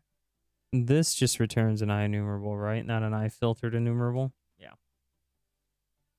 Okay, so we would have to go and define our own methods on that to essentially, well, we wouldn't define an IFiltered enumerable, but what we would do is we would have to define another few methods in this particular project to make sure that we have a relatively stable implementation, but also a relatively provided stable and easy to understand way of just implementing this function. All right, because again, the whole point of this is to bring our between extensions that we've defined in our shared library here. So these extensions, right? These are relatively simple, but they still work on a complex level. We want to take these in particular and be able to provide another layer of extension by allowing us to use this in a direct SQL query with link or plink or what have you that you use to access your database, because that's kind of the whole point here, right? Is to essentially make this library, the shared library, the core driving factor. So clean the solution. Let's build it. Let's see where we get errors. Nope, build succeeded. Pog, love that for us. So that's good news. Why don't we go and add a commit message to this? Just do be a heckin' cutie. So this commit aims to provide asynchronous stream handling. Asynchronous stream underlying operation outcome behavior to streamline the dependency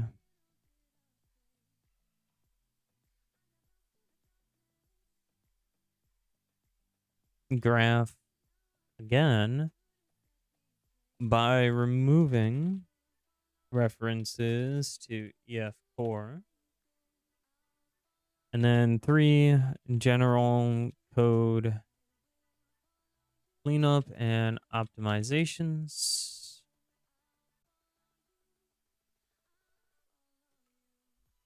And then over here, we'll just do a very basic commit. And we'll just do a Visual Studio template for the get ignore. A simple collection of EF4 extensions I found to be cool. License template is the MIT license. We'll add a README. We'll make this a public repository in the Omaden space. That way people can see what we're working on. And then we will create and push. Yeah, it's fine. Who cares? All right, cool. So that's good news. I mean, realistically and honestly, the sooner we actually get to deploying another library and updating our current one, I think the better off we'll be in terms of just, not just appearance, because I don't want to make it sound that shallow, but part of the other thing is, right, is that we also want to maintain this idea of that we're paying attention, we're updating our stuff, we're making sure that everything that we do touch works at the end of the day, and we're vigorously testing things because, again, this stuff is important. You know, it isn't something that we can sleep on, and it isn't something that we can afford to ignore. I mean, we kind of did it on the JSON API project a bit, but we will continue to release more things on this. And actually, it might be what we end up doing tomorrow if I do end up streaming tomorrow, is we might return to the JSON API project and try and slim it down even more. Hopefully make it a little bit more read efficient, because that's kind of the whole goal here, right? And it's not supposed to take up a whole lot of time slash RAM, but you know, it still will if you get a chance to, and we don't want to. So that'll be something else that we have to work at and try and essentially just get good with. Because again, our goal is to make this software accessible across multiple cultures, languages, pipelines, etc. So we have to spend a lot of time in this particular set. And even when it comes down to this kind of XML documentation, I still think that's important. Let's go and check the build status. One of the other cool things too, chat, is in a new place. I'm going to try and get a build monitor that'll go up behind me, probably underneath this thing. And once it does, then what we can do is have a build monitor going on in the background so you can see which projects are currently building, which projects are currently not building, etc., etc. Oh, it looks like this succeeded. Nice.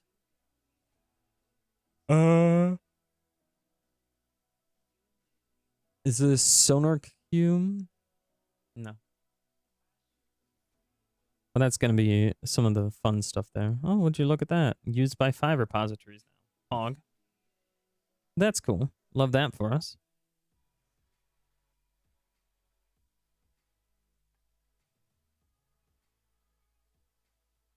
Maybe one day we'll see it be used more. I don't understand where all these downloads are coming from if GitHub's only showing used by 5 and NuGet's not showing it at all.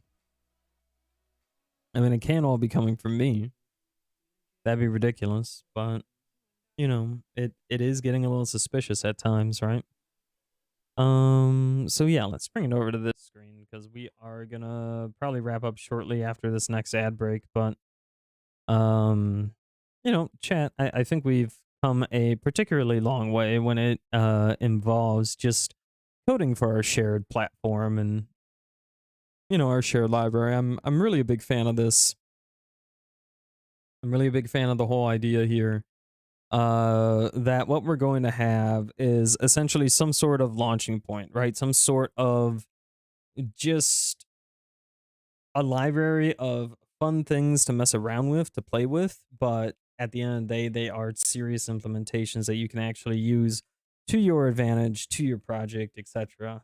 And as long as we keep improving on them, I think we've managed to hit our goal as not just software developers, but also as people who want to see other people succeed, right? And that is something that accessible software can actually provide, is another avenue for people to succeed by using it. So that will be something that we continue to explore when it comes to improvements here and there with the shared library as well as others.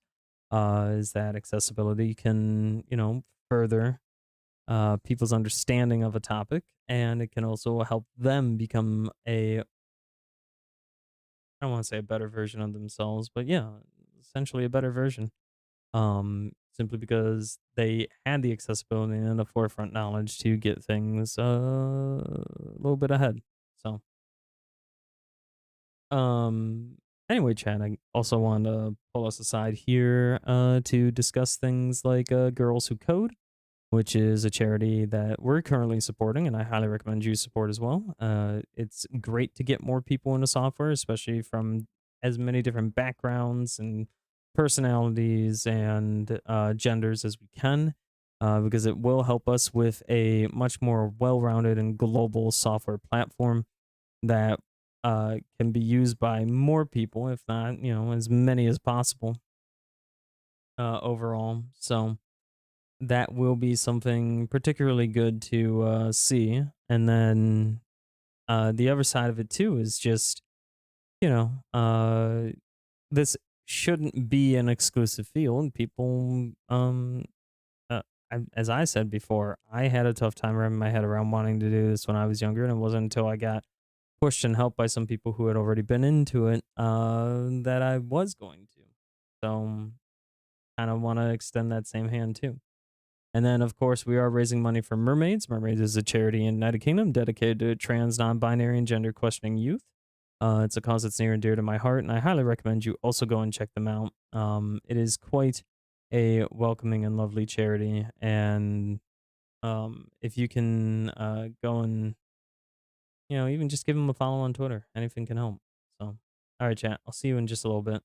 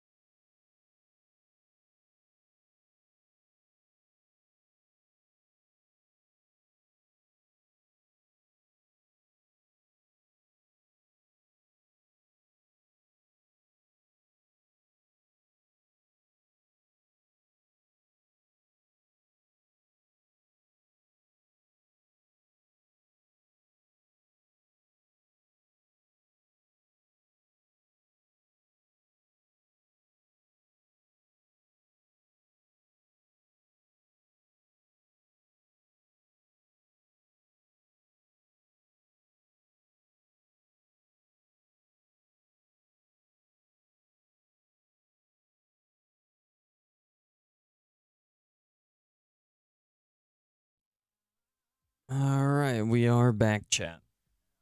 We're not gonna be back for too long. We are probably gonna raid out here in just a moment, but I figured I could wait until after the ads to do so. So yeah, a little bit of things for next time. What we're going to do is we are going to try and translate this particular method, the isBetween method, into the SQL between query, because I feel like as soon as we figure out how to do that pretty simply, we'll be able to conquer the rest of these with just direct SQL as opposed to going through any of these where clause and doing it that way. So that'll be something that we go and try and conquer next time.